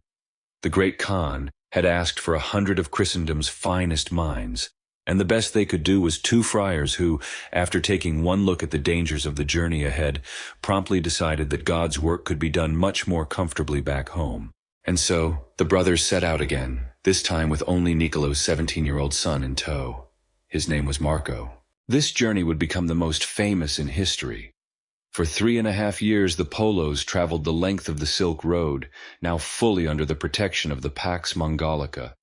They carried with them the Khan's own golden paisa, a tablet of authority that gave them access to the magnificent yam relay system. At every station, they were given fresh horses and provisions. The roads were safe, the route was clear. Marco, with his young, sharp mind, absorbed everything. He saw the great mountains and deserts of Persia and Central Asia, and finally, they arrived at the Khan's magnificent summer palace at Xanadu. Kublai Khan was delighted by their return, and he took an immediate liking to the bright young Marco. The young Venetian had a gift for languages and a keen eye for observation. The Khan soon began sending him on official missions to the far-flung corners of his vast empire, to places in southern China and along the borders of Tibet and Burma that few foreigners and perhaps few Mongols had ever seen. For 17 years, Marco Polo served the great Khan, and in those 17 years, he witnessed wonders that no European could have imagined. He saw the Chinese using black stones that burn for fuel. This was coal, a substance almost unknown in Europe, which was still dependent on wood. He was astonished by the empire's currency. Instead of heavy coins of gold or silver, the Khan's subjects used money made from the bark of the mulberry tree. This was paper currency, an idea so alien to a European merchant that Marco took great pains to describe how it was made, how it was stamped with the Khan's seal, and how anyone who refused to accept it would be put to death. He described the yam system in perfect detail, marveling at how messages could cross the vast empire with incredible speed. He spoke of cities with millions of inhabitants, of grand canals filled with ships, and of a level of wealth and sophistication that made Venice, one of Europe's richest cities, looked like a provincial backwater. After 17 years, the Polos grew homesick. They were finally granted permission to leave, on the condition that they escort a Mongol princess by sea to her wedding in Persia. They sailed from China, through the straits of Southeast Asia, across the Indian Ocean to the Persian Gulf, and finally made their way back to Venice. They had been gone for 24 years. They returned wearing rough Tartar clothes, speaking Italian with a foreign accent. When they told their stories of the great Khan and his unbelievable empire, their friends and family thought they had gone mad. They nicknamed Marco il Milione, the million, for the million lies they believed he was telling. It seems, my lord, that being a world traveler does not always guarantee you a warm welcome at the local tavern. A few years later, during a war with the rival city of Genoa, Marco was captured and thrown into prison. There he shared a cell with a writer of romances named Rustichello da Pisa. To pass the time, Marco dictated the story of his life's great adventure. The result was The Travels of Marco Polo, a book that would change the world. And yet, it has left us with a tantalizing mystery. For all the incredible detail in his book, there are things missing. He never once mentions the Great Wall of China. He never speaks of the custom of foot binding. He never describes the Chinese writing system, nor does he ever mention the most common drink in all of China, tea. Furthermore, his name has never been found in the vast and meticulous records of the Mongol court. So, did he really see it all? Was he a trusted emissary of the great Khan, or perhaps just a mid-level merchant who collected stories from others in the bazaars of Persia? Historians still debate this. But in the end, my lord, it almost doesn't matter. True or exaggerated, his book was a revelation to Europe. It painted a picture of a world, Cathay and the Indies, that was not filled with monsters and barbarians, but with immense wealth, powerful empires, and unbelievable wonders. It lit a fire in the imagination of merchants and kings. And 2 centuries later, another Genoese navigator, a man named Christopher Columbus, would set sail across the Atlantic with his own heavily annotated copy of Marco Polo's book, dreaming of finding his own sea route to the fabulous riches of the great Khan. Marco Polo's book, my lord, opened a window for Europe onto a world it could barely comprehend. He was a stranger in a strange land, a Christian chronicling the wonders of the Mongol East. But at the very same time the Polos were making their famous journey, another young man was setting out on an adventure that would be even longer, even wider, and of a fundamentally different nature. For where Marco Polo was an outsider, this man was an insider everywhere he went. His name was Ibn Battuta, and he was not an explorer of foreign lands, but a traveler within his own vast, interconnected civilization. He began in the year 1325, a young man of 21 in his hometown of Tangier in Morocco. He was a scholar of Islamic law, and he set out alone on a journey that all devout Muslims hope to make once in their lifetime, the Hajj, the pilgrimage to Mecca. He expected it would take him a year, perhaps 2. He would not see his home again for nearly 30. A lust for travel, as he later wrote, seized his heart, and his pilgrimage became the starting point for the greatest odyssey a single human being had ever recorded. To understand his journey, one must understand the world he inhabited. This was the Dar al-Islam, the abode of Islam. From his home in Morocco, all the way across North Africa, through Egypt, the Levant, Persia, into parts of India, and down the coast of East Africa, he was traveling within a single civilization.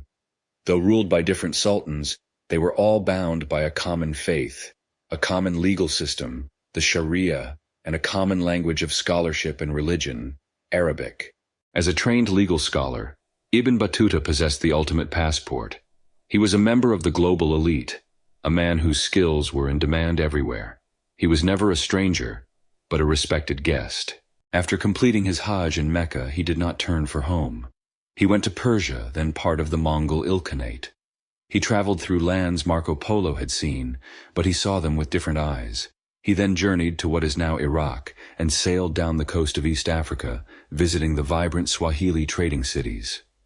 Everywhere he went, he sought out the local scholars, prayed in the mosques, and was welcomed by the local rulers. He had a remarkable talent for turning up in a new city, presenting his credentials as a legal scholar from the far west, and almost immediately being offered a prestigious and very well-paid job as a judge. It was the 14th century equivalent of having a truly spectacular LinkedIn profile. His longest stay was in India, at the court of the formidable and famously eccentric Sultan of Delhi. The Sultan was known for both his extreme generosity and his terrifying cruelty. Ibn Battuta, with his charm and learning, quickly became a favorite and was appointed as the chief judge of the city. For 8 years, he lived a life of immense wealth and constant, nerve-wracking anxiety, never knowing if the Sultan would shower him with gold or have him executed for some minor offense. Finally, the Sultan decided to send him on a diplomatic mission to the Mongol court in China.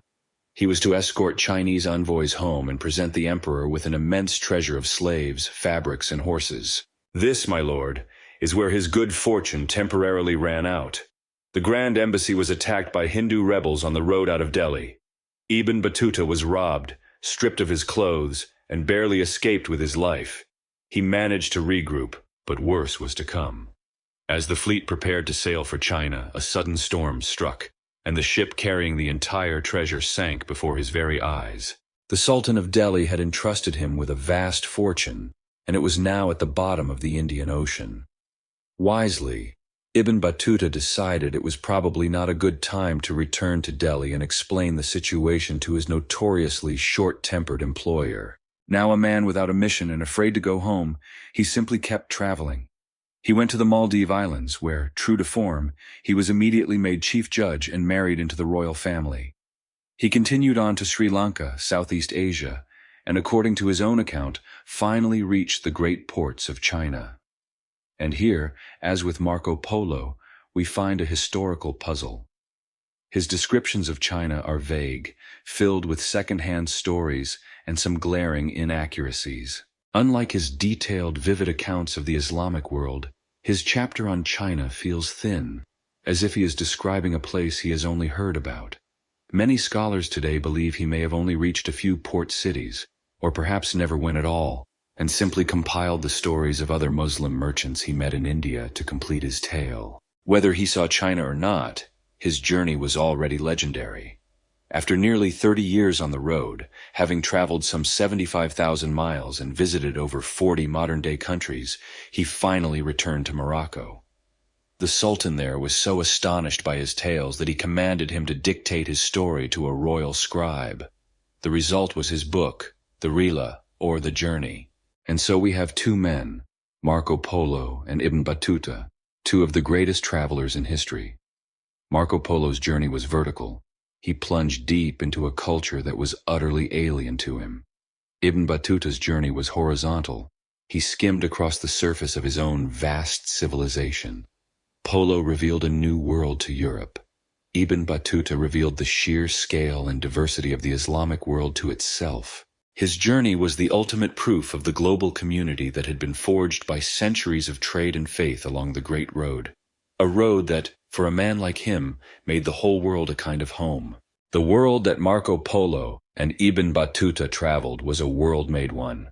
The Great Mongol Peace had, for a time, erased the borders, tamed the bandits, and turned the vast expanse of Asia into a single imperial highway. It was a golden age for the traveler, the merchant, and the missionary. But we have heard this story before, my lord. We know that the roads that carry life can also carry death. The very system that created this unprecedented era of exchange was about to become the vessel for an apocalypse. The peace of the Mongols had created a body with a perfect circulatory system, and a deadly poison was about to be injected into its veins. The monster had a familiar name, Yersinia pestis, the same bacterium that had caused the plague of Justinian 8 centuries earlier. It had never truly vanished, but had lain dormant, sleeping in the blood of wild rodents in their remote burrows on the steppes of Central Asia. And then, in the 1330s, something disturbed it. We cannot be sure what, perhaps a change in climate, perhaps a disruption of animal populations. But the pestilence re-emerged. Near a lake called Issyk Kul, in the mountains of what is now Kyrgyzstan, archaeologists have found a Nestorian Christian graveyard. The tombstones there show a sharp spike in deaths for the years 1338 and 1339. and several of them give the cause of death explicitly: pestilence. This is the first faint whisper of the coming storm. From this epicenter, the plague began to travel, and it traveled on the magnificent roads of the Mongol Empire. The Mongols had made the world one, creating the most efficient network for the rapid exchange of goods and information the world had ever known. In their pragmatism, they never imagined that its greatest success would be the swift and democratic delivery of death to one and all. The disease moved east into China, where it ravaged the population and helped to fatally weaken the Mongol Yuan dynasty. And it moved west, traveling in the fleas that hid in the fur of rats, who in turn hid in the saddlebags and supply wagons of the caravans. It moved along the very routes that Polo had traveled, a silent, invisible passenger. By the 1340s, it had reached the western edge of the Mongol domain, the lands of the Golden Horde, and it is here, at a Genoese trading colony called Kaffa on the Crimean Peninsula, that the plague made its dramatic leap into Europe. The Mongol Khan, Janabeg, was besieging the city, but a catastrophe struck his army. The plague broke out in his own camp, killing his soldiers by the thousands. His army was dissolving before his eyes. In an act of horrifying desperation, Janabeg decided that if he could not take the city, he would give it a parting gift. He ordered his men to load the plague-ridden corpses of their comrades into their catapults, and one by one, the swollen, blackened bodies were hurled over the walls and into the crowded city. It was one of the first and most grotesquely successful acts of biological warfare in history. The defenders in Kaffa were horrified. The stench of the decaying bodies was unbearable, the threat of the disease terrifying. They threw the bodies into the sea, but it was too late. The plague was loose inside the walls. The Genoese merchants knew they were doomed if they stayed. They abandoned the city, taking to their ships and fleeing west across the Black Sea, hoping to outrun the pestilence. They did not know that they were carrying it with them. The rats that scurried onto their ships in the chaos of the escape carried the fatal fleas in their fur. The first ship arrived in Constantinople, the great city that had been the epicenter of the last great plague. Then more ships arrived in Sicily, in Genoa, in Venice. Some were ghost ships, drifting into harbor with their entire crews dead at the oars. From these ports, the Black Death exploded across Europe. It was a firestorm that no one could comprehend or control. It killed without regard for rank or piety. It emptied villages, towns, and monasteries. In the space of 5 years, from 1347 to 1351, it is estimated to have killed between 1/3 and 1/2 of the entire population of Europe. In the face of the pestilence, all the great achievements of civilization seemed to melt away. The authority of kings and popes, the wisdom of doctors, the power of prayer. None could stop the advance of an enemy carried by a flea on the back of a rat.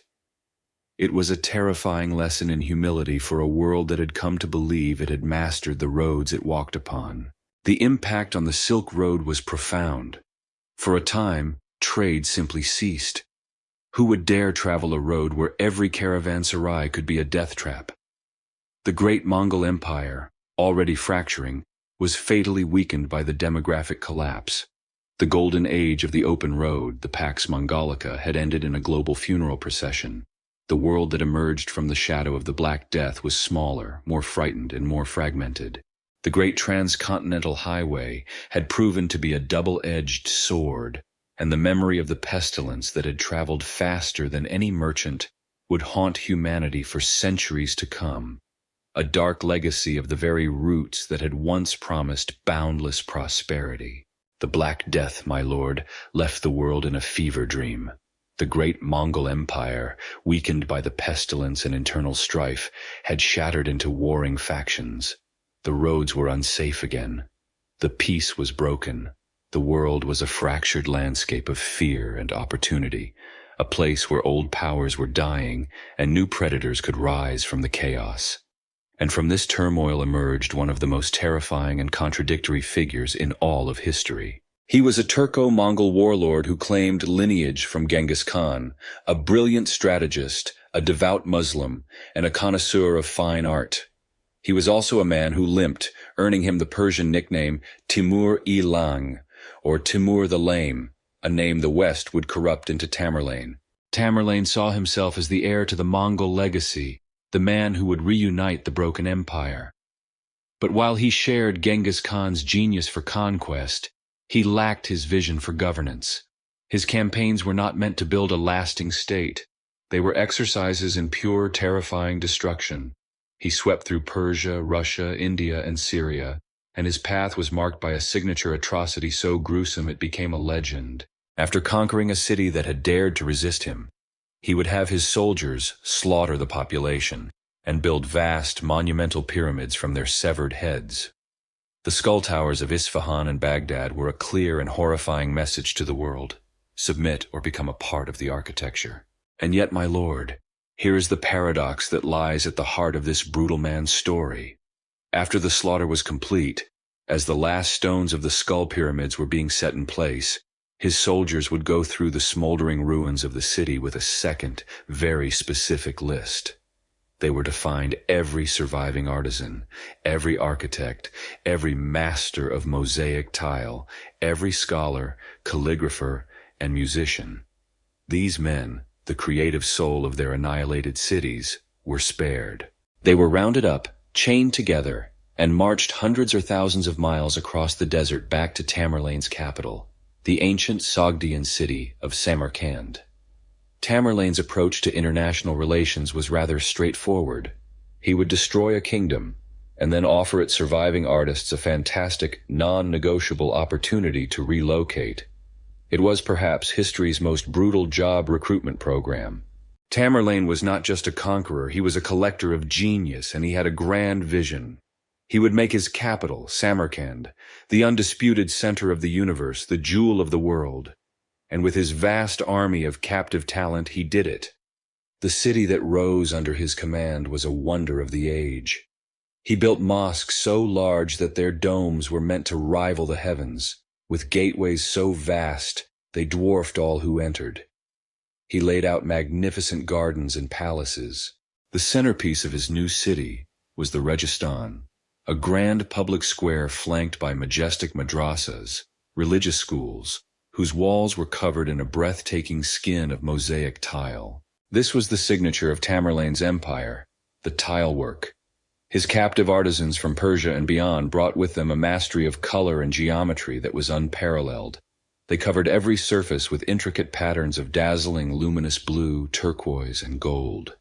In the harsh sun of Central Asia, the great turquoise domes of Samarkand shimmered like mirages, testaments to a beauty born of unimaginable violence. Tamerlane, the destroyer of worlds, had become the greatest architectural patron of his time. One can only imagine the atmosphere in the workshops of the city.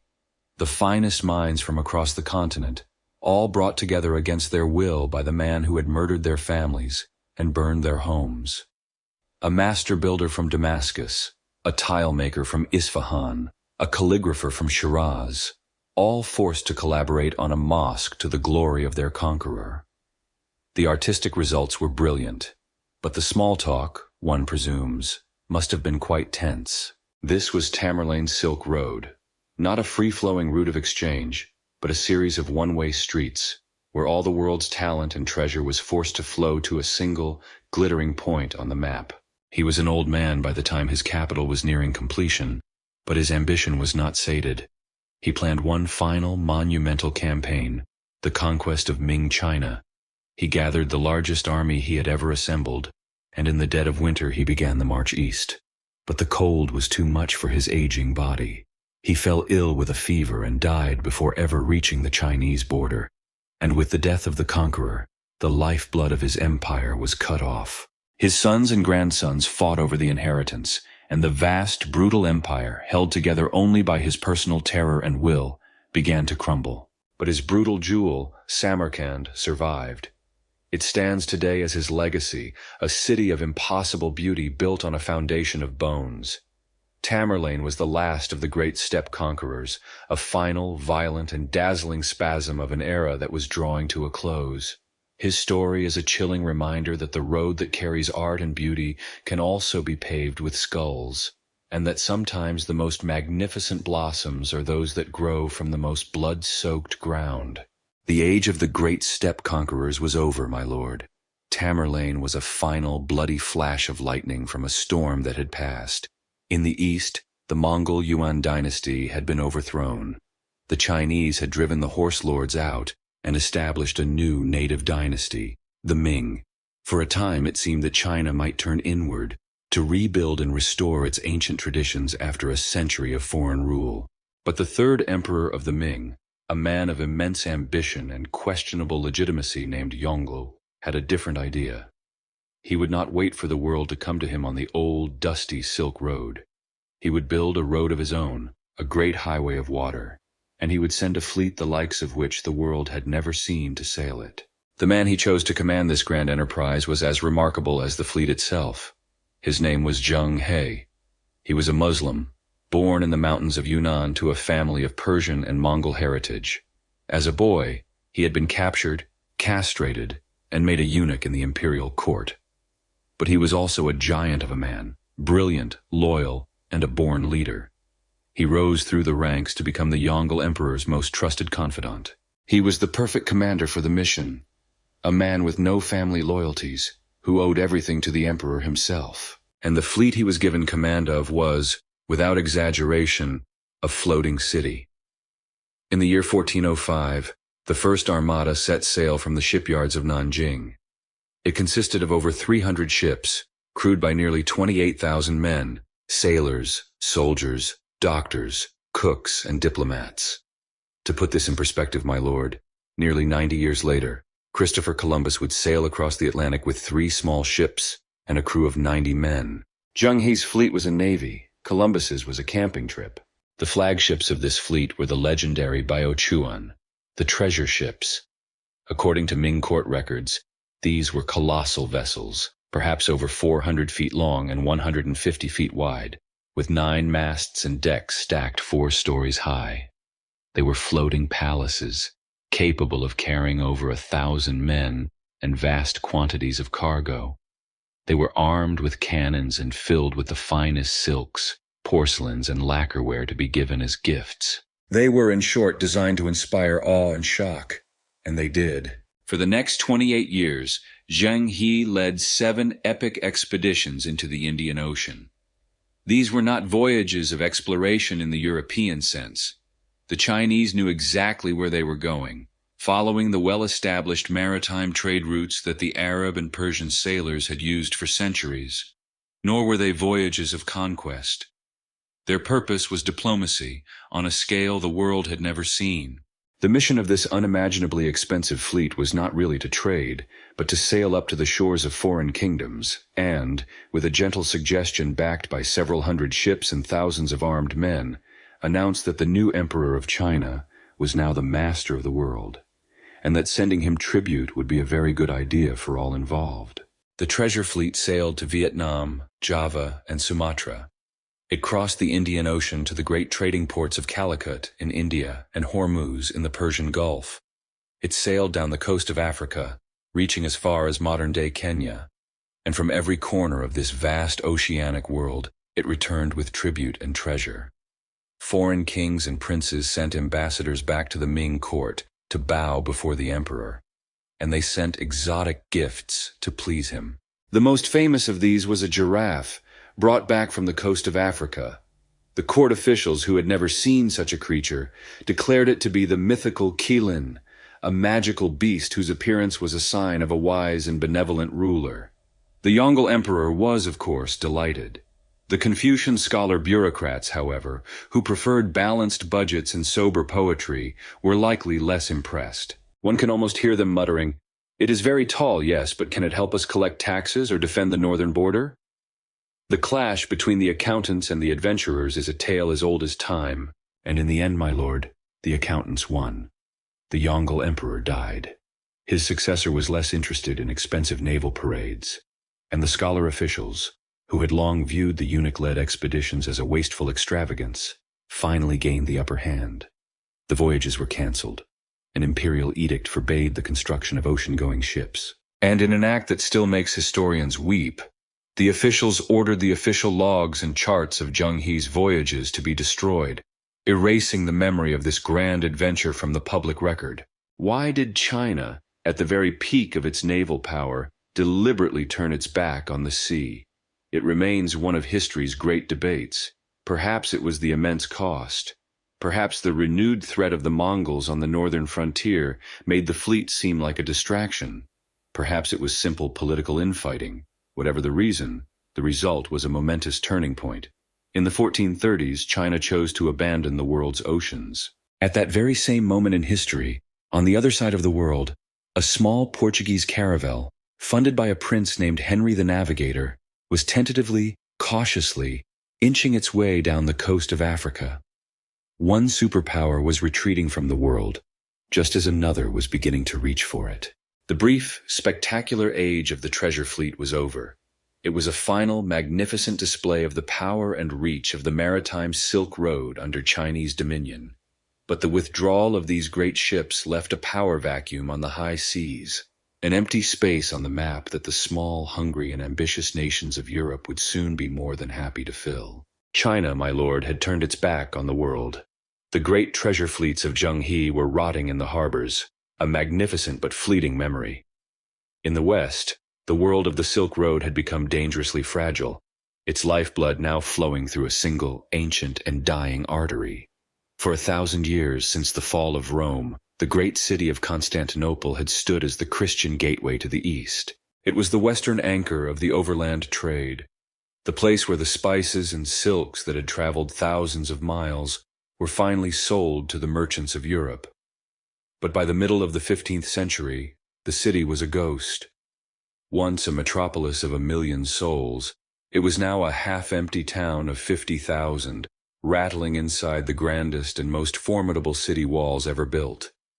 It was the last flickering candle of the Roman Empire, and a new powerful wind was rising to blow it out. This wind was the Ottoman Empire, a new Turkic power forged in the wake of the Mongol invasions. The Ottomans had conquered all the lands around Constantinople. The city was now a Christian island in a vast Muslim sea, and the new sultan, a young man of 21 named Mehmed II, was obsessed. He was brilliant, ambitious, and utterly convinced that it was his divine destiny to conquer the city his ancestors had coveted for so long. He saw it not as a dying relic, but as the true center of the world, the jewel that would make his empire the greatest on earth. In the spring of 1453, he assembled a colossal army outside the city's legendary land walls, and he brought with him a new and terrifying weapon, one that would signal the end of the age of castles and walled cities. A Hungarian cannon founder named Orban had first offered his services to the Byzantine emperor, promising to build him a bronze cannon more powerful than any ever seen. The emperor, unfortunately, was suffering from a severe budget crisis and had to politely decline the city-destroying weapon. Sultan Mehmed, however, was in a spending mood. He paid Orban 4 times what he asked and commissioned an entire battery of superguns. The largest, a monster called the Basilic, was 27 feet long and could hurl a 1,200-pound stone ball over a mile. It took 60 oxen just to drag it into position. For 53 days, the great cannons pounded the Theodosian walls, fortifications that had stood unbreached for 1,000 years. Inside the city, the last Roman emperor, Constantine XI, led a desperate defense with a tiny army of 7,000 men, a mixture of his own subjects and brave Genoese mercenaries. They fought with incredible courage, patching the walls each night where the cannons had torn them open. But they were hopelessly outnumbered. On the 29th of May, 1453, Mehmed ordered the final all-out assault. His elite janissaries poured through a breach in the walls. The emperor was killed in the fray, fighting to the last, and the city, the queen of cities, the second Rome, fell. The 1,000-year-old empire was no more. Mehmed, now known as the Conqueror, had his prize, but the fall of Constantinople was more than the death of a city. It was a geopolitical earthquake. The Ottoman Empire now had complete control of the Bosphorus Strait, the choke point between the Black Sea and the Mediterranean. And more importantly, they now controlled the western terminus of all the overland trade routes from Asia. The great door between Europe and the East now had a new, powerful, and sometimes hostile gatekeeper. Now, my lord, A great debate has raged among historians. Did the fall of Constantinople cause the European age of discovery? The old story is that the Ottomans simply cut off all trade, forcing the Europeans to take to the sea to find a new way to the Indies. The truth is a little more complex. The Ottomans were traders, just like the empires they had replaced. They were perfectly happy for the silks and spices to keep flowing, as long as they could tax them heavily. While the rest of Christian Europe was wringing its hands over the loss of the great city, the pragmatic merchants of Venice and Genoa were likely already calculating the new tariff rates and drafting trade agreements with the Sultan. A change in management, after all, is just another business opportunity. But the new management made things difficult. The old, familiar relationships were gone, the new taxes were exorbitant, and the flow of goods was now dependent on the political whims of the Sultan, who was often at war with the states of Christian Europe. The fall of the city was a psychological shock. It made Europe feel cornered, cut off. The old road had not been closed entirely, but it had become unreliable and ruinously expensive. The motivation to find an alternative, a route that would bypass the Ottomans, bypass the Mamluks in Egypt, bypass the entire old world of Silk Road politics, was now no longer just a desire for profit. It was a strategic, religious, and civilizational necessity. Think of the situation, my lord. In the east, China had abandoned the oceans. In the west, the land routes were now in the hands of a powerful rival. The box was closing. The great overland Silk Road, which had defined the world for nearly 2,000 years, was effectively at an end. The quest was no longer about how to travel the old road. The quest was now about finding a new one, a path not of dust and camels, but of wind and sails, a road that would lead around the world, not through it. The fall of Constantinople, my lord, was the closing of a door that had been open for over 1,000 years. The old road to the east was now controlled by a powerful gatekeeper who charged a heavy toll. The merchants of Europe, who had grown addicted to the taste of pepper and the feel of silk, found themselves in a bind. Their supply chain was broken. It was the nations on the very edge of the known world, the ones with their backs to the Atlantic Ocean, Portugal and Spain, that felt this pressure most acutely and who had the greatest incentive to find a way around. The era of the dusty overland road was ending. A new age, an age of open water and billowing sails, was about to be born from its ashes. The first to truly dare the unknown were the Portuguese. Under the patronage of a prince they called Henry the Navigator, they began a slow, methodical, generation-long quest down the coast of Africa. They were searching for the source of West African gold, but also for a rumored sea path to the Indies. They developed a new kind of ship to do it, the caravel, small, light, and nimble, with triangular lateen sails that allowed it to sail against the wind. But their most important discovery was not a place, but a technique. They learned the secret of the Atlantic winds, a trick they called the volta do mar, the turn of the sea. To return home from the African coast, they discovered they could not sail directly northeast against the winds.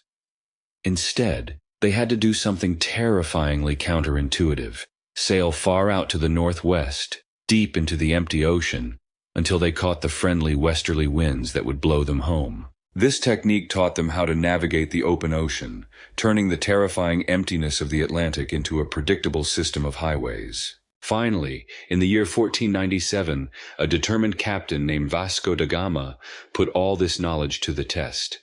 He sailed from Portugal with 4 small ships, rounded the southern tip of Africa, the Cape of Good Hope, and pushed out into the unknown waters of the Indian Ocean. A year after he had set out, he arrived at the port of Calicut on the coast of India. He had done it. He had found the sea route to the Indies. The ancient monopoly on the spice trade, held for centuries by Muslim and Venetian merchants, was broken forever. When he proudly presented his goods for trade, wool cloth, tin bells, and cheap hats, the wealthy local merchants, who were accustomed to dealing in gold and silver, essentially laughed him out of the room. It was a clear sign that while Europe had mastered sailing, its gift-giving game needed some serious improvement. While the Portuguese were methodically working their way around Africa, a stubborn Genoese sailor had a different, more radical idea. His name was Christopher Columbus. and he was obsessed with the stories of Marco Polo. He believed, based on his reading of Polo and some rather creative mathematics, that the world was much smaller than it actually was, and that the quickest way to reach Cathay in Japan was not to sail east around Africa, but to sail directly west across the Atlantic. After years of petitioning, he convinced the monarchs of Spain, Ferdinand and Isabella, to fund his audacious gamble. In 1492, he set sail. Armed with Marco Polo's book and a profound sense of self-confidence, he was looking for the grand palaces of the Great Khan. Instead, he found the sandy beaches of the Caribbean, and with a level of stubbornness one can only admire, he insisted for the rest of his life that these new lands were the outskirts of the Indies, and that the people who lived there must therefore be Indians. The local Taino people were presumably quite confused by the designation. He had not found a shortcut to the east, but had, by magnificent accident, stumbled upon two continents that Europe never knew existed. It is a stunning historical irony, my lord. The Chinese, with the colossal treasure ships of Zhang He, had possessed the technology to sail to any corner of the globe, but they had chosen to turn inward, to abandon the oceans. The Europeans, with their tiny, scrappy caravels, were technologically outmatched, but they possessed a relentless, desperate drive that China lacked. And so, in the space of a single decade, these two voyages, Da Gama's to India and Columbus's to the Americas, completely and irrevocably rewired the entire planet. A new network of global sea lanes was being drawn, one that completely bypassed the old Silk Road. The caravans of Samarkand, the bazaars of Persia, the great toll booths of the Ottoman Empire, and the merchant houses of Venice, they were all being cut out of the loop. Why risk a 2-year overland journey, paying taxes to a dozen different rulers, when a Portuguese ship could sail directly to the source and bring back a whole cargo of pepper at a fraction of the cost? The center of the world was shifting, away from the ancient heartland of Eurasia and toward the Atlantic coast of Europe. The Silk Road, the artery that had nourished the world for 2,000 years, was becoming a quiet backwater. A new and often far more violent global age had begun, an age of cannons, colonialism, and empires built not on land, but on the unforgiving open sea. The new sea roads of the Europeans, my lord, were rewriting the maps of wealth and power. In Lisbon, Seville, and Amsterdam, the ports were bustling, filled with the intoxicating scent of cloves and cinnamon brought directly from the source. A new world order was being born on the tides of the ocean. But what happens to an old road when the world finds a shortcut? What becomes of the grand and ancient highway when it is no longer the main street of the world, but a forgotten country lane? To find the answer, we must turn our gaze back to the heart of Asia, to the once great cities of the Silk Road, and watch as they begin their long, slow, and graceful fade into dust. The decline was not a sudden event. There was no single battle or decree that declared the Silk Road officially closed. It was a slow, creeping obsolescence, a death by 1,000 cuts. The primary cause, of course, was simple economics. A Portuguese carrack sailing from India could carry a cargo of spices that would have required a caravan of more than 1,000 camels. The sea route was cheaper, it could carry bulk goods more efficiently, and while it had its own dangers from storms and pirates, it bypassed the endless chain of taxes, tolls, and political instability that now plagued the fractured heartland of Asia. The caravans simply could not compete. So the lifeblood of the old road began to dry up. The first sign would have been the change in traffic. The great long-distance caravans laden with the highest value goods, the shimmering silks, the fragrant spices, the Roman glass, became rarer and rarer. Why send such things on a 2-year overland journey when they could make the trip by sea in a matter of months? The road that had once been an intercontinental superhighway devolved into a network of local and regional routes. The grandson of a great caravan master, whose ancestors had guided fortunes in silk across the Taklamakan, now found himself guiding a few donkeys carrying local cotton or pottery to the next town over. He likely complained that the younger generation just didn't appreciate the glamour of long-distance desert travel anymore. And as the trade withered, so did the cities that lived upon it. Think of those vibrant oasis cities we have spoken of, my lord. Places like Merv, Bukhara, Khotan, and Turpan. For centuries, they had been the glittering jewels of the desert, their wealth sustained by the constant flow of commerce. Their marketplaces had once been a riot of languages, a place where Sogdian, Persian, Chinese, and Turkic merchants haggled over prices. Now, a quiet settled over those market squares. The merchants who had connections to the sea trade moved away. The local rulers, deprived of the tax revenue from the caravans, could no longer afford to maintain the grand mosques, the Buddhist monasteries, or the sprawling palaces. The decay was not just economic, but cultural and physical. The magnificent cave temples filled with art that blended the styles of India, Persia, and Greece were no longer patronized. No new murals were painted. The old ones began to flake and fade in the dry air. The complex irrigation systems, the underground channels known as caravans that had been the secret to life in the desert, fell into disrepair as the population shrank and the centralized authority needed to maintain them collapsed. The delicate balance between civilization and the desert was tipping, and the desert, patient and relentless, began to reclaim its own. This process was hastened by political turmoil. The fall of the Mongol Empire had left a power vacuum, and the brief, brutal unity of Tamerlane's empire did not last.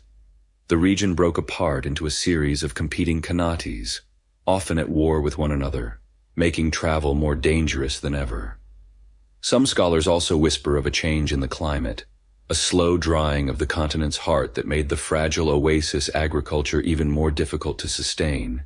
It was a perfect storm of economic irrelevance, political instability, and environmental pressure. Imagine being there, my lord, in one of these fading cities in the 16th or 17th century.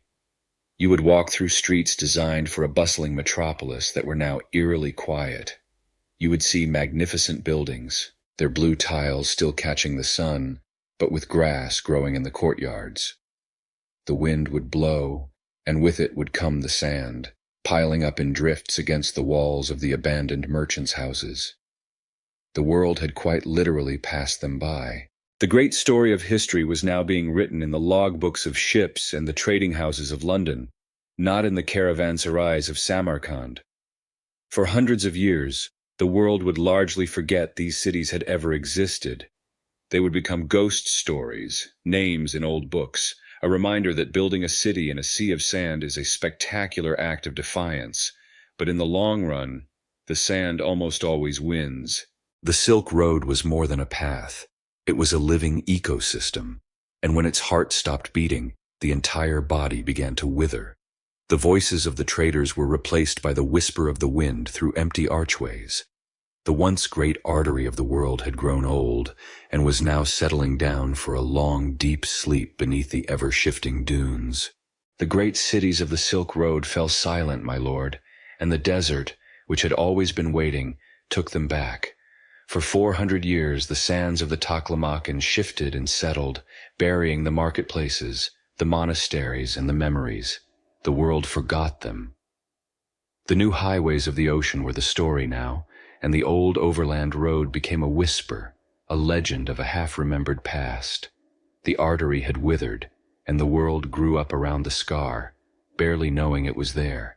And then in the late 19th century, a new kind of traveler came to the desert, a new kind of treasure hunter. They were not seeking silk or spices, but something far more elusive, the story of what had been lost. This new wave of exploration was born from a curious mix of scientific curiosity and imperial rivalry. The great powers of Britain and Russia were playing their great game for control of Central Asia, and with their armies and spies came geographers, linguists, and archaeologists, eager to map the blank spaces and uncover the secrets of this forgotten land. Men with names like Sven Hedin and Aurel Stein, armed with ancient Chinese travelogues and local rumors of treasure-filled ruins, began to lead expeditions into the heart of the Sea of Death. What they found was beyond their wildest dreams. The same dry, sterile climate that had made the journey so perilous had also performed a miracle of preservation. The desert proved to be a meticulous, if rather disorganized, curator. As these explorers began to dig, they did not just find ruins, they found entire cities, frozen in time. They walked into houses where woven tapestries still hung on the walls.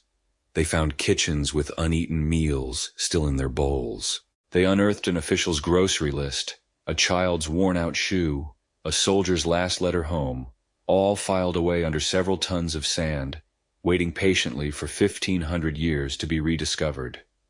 The lack of humidity, it turns out, is a great friend to the historian. The greatest treasures they found were not made of gold, but of paper, wood, and silk. In the ruins of watchtowers and monasteries, they discovered vast caches of manuscripts.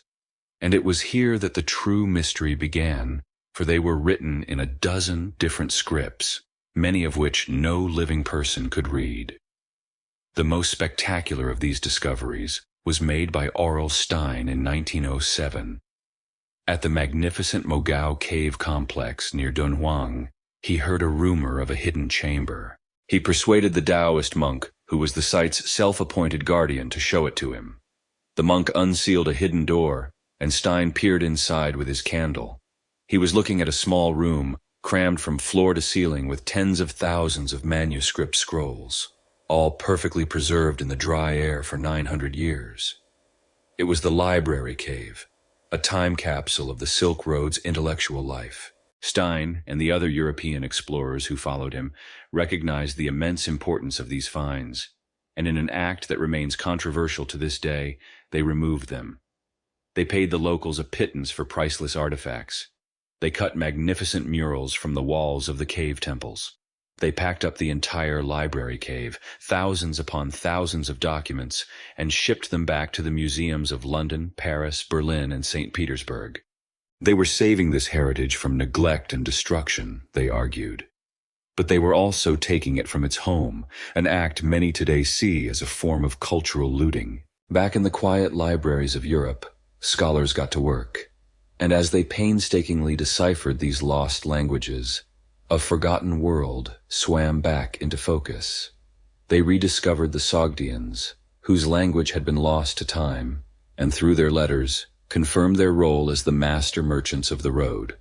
They found documents in Sanskrit, Tibetan, Chinese, and Turkic. But most surprising of all, they found texts written in two related but previously unknown Indo-European languages. The people who spoke them were a mystery, but in murals on the walls of the caves these people were depicted, tall, with fair skin, light-colored eyes, and reddish or blonde hair. These were the Tocharians, a lost branch of the Indo-European family who had lived and thrived in the oasis cities of the Tarim Basin for 1,000 years. The discovery of these fair-haired people in the heart of ancient Central Asia was a great shock. It was a startling reminder that the world has always been a much more mixed-up and migratory place than we like to imagine. The echoes in the sand had found their voice. The art they uncovered told the story of a culture of breathtaking fusion. Buddhas with the faces of Greek gods, angels that looked like Indian apsaras, and noble patrons dressed in the style of Persia. The documents revealed the daily life of the road, the trade contracts, the religious prayers, the military inventories, the folk tales. The Silk Road, which had faded from the world as an economic reality, was now reborn as a vibrant and astonishingly complex historical idea. The sleeping giant was awake, and it was telling a story of a connected cosmopolitan past that was more dazzling than anyone had ever known. The archaeologists and explorers, my lord, had done their work. They had awakened the ghosts of the Silk Road and given voice to the echoes in the sand. For a century, the old road lived on as a memory, a historical curiosity, a romantic tale of a lost and more connected world. But some ideas are so powerful, some stories so resonant, that they refuse to remain in the past. And so it is that in our own time, the great road is being resurrected, not by merchants with camels or monks with scriptures, but by engineers with blueprints, bankers with trillions of dollars, and the rulers of a new and supremely confident China.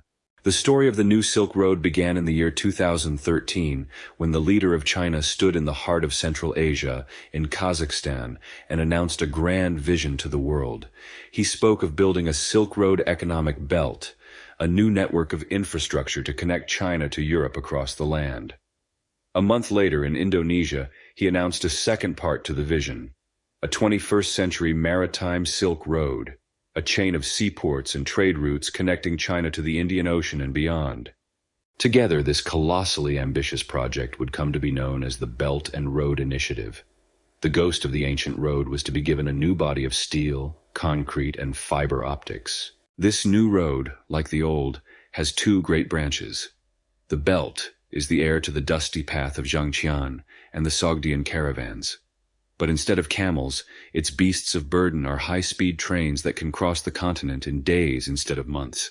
Instead of caravanserais, there are logistical hubs and free trade zones. And alongside the new highways and railways run new arteries, pipelines carrying the oil and gas of Central Asia to feed China's insatiable industrial appetite, the modern equivalent of the heavenly horses. The ancient road grew organically, one footstep at a time. The new road is being built with 5-year plans and breathtaking speed. It seems today's emperors are rather less patient than their predecessors and have access to much, much better earth-moving equipment. The road is the heir to the voyages of the great Admiral Zhang He. It is a string of pearls, a network of deep-water ports, funded, built, and often operated by China, stretching from the South China Sea across the Indian Ocean, through the Red Sea and the Suez Canal, and into the heart of the Mediterranean. It is a maritime highway designed to ensure a smooth and secure passage for the modern treasure fleets, the colossal container ships that carry the vast output of China's workshops to the rest of the world. The motivations, my lord, are a fascinating echo of the past. The emperors of the Han and Tang dynasties sought to secure their borders and project their power. The new China, too, seeks to create a sphere of influence, a world where the roads, both iron and ocean, lead to Beijing. The old road carried silk and glass. The new road carries iPhones and solar panels. The old road was a conduit for ideas like Buddhism. The new road is a conduit for Chinese technology, political influence, and culture. But this grand revival is not without its controversies. It has sparked a great debate across the world. China presents this project as a gift, a magnificent act of global development that will lift nations out of poverty and create a new era of shared prosperity. But others are more skeptical. They point to the colossal loans that China gives to poorer countries to build this infrastructure. What happens, they ask, when a country cannot repay its debts? They point to the port of Hambantota in Sri Lanka, which after failing to make its payments, was handed over to a Chinese state-owned company on a 99-year lease. Is this generosity, they ask, or is it a new kind of empire, a debt-trap diplomacy that secures strategic assets for China without ever firing a shot? In the old days, the greatest danger on the road was a bandit with a sword. Today, the greatest danger can be a complex loan agreement with a punishing interest rate. The methods have become more sophisticated, my lord, but the risk of losing your treasure is as real as ever. The old road, for all its dangers, was a multicultural and decentralized thing. Its heart beat in many cities at once, in the cosmopolitan court of Chang'an, in the vibrant bazaars of Samarkand, in the scholarly halls of Baghdad, and at the golden gates of Constantinople. The new Silk Road is different. It is a project with one undisputed center. All roads, it seems, are now intended to lead back to Beijing. And so, our long story comes full circle. The journey that began with a trickle of jade and horses, that grew into a mighty river of silk and faith, that was unified by the Mongol sword and shattered by the plague, that was made obsolete by the sailing ship, and then rediscovered by curious explorers, is being told once again. We do not yet know how this new chapter will end. Will it create a more connected, prosperous world, or one of domination and dependency? The answer is not yet written, but it reminds us, my lord, that the story of the road is never truly over. It is the eternal story of our human desire to move, to connect, to trade, to see what lies beyond the next mountain or the next ocean. The technologies change, the empires rise and fall, the goods themselves transform from spun thread to streams of digital data.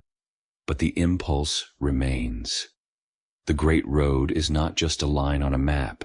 It is a testament to the restless, curious, and ambitious heart of humanity. And now, my lord, the dawn is breaking, and our 1,001 nights of history have come to their end. It is time to rest.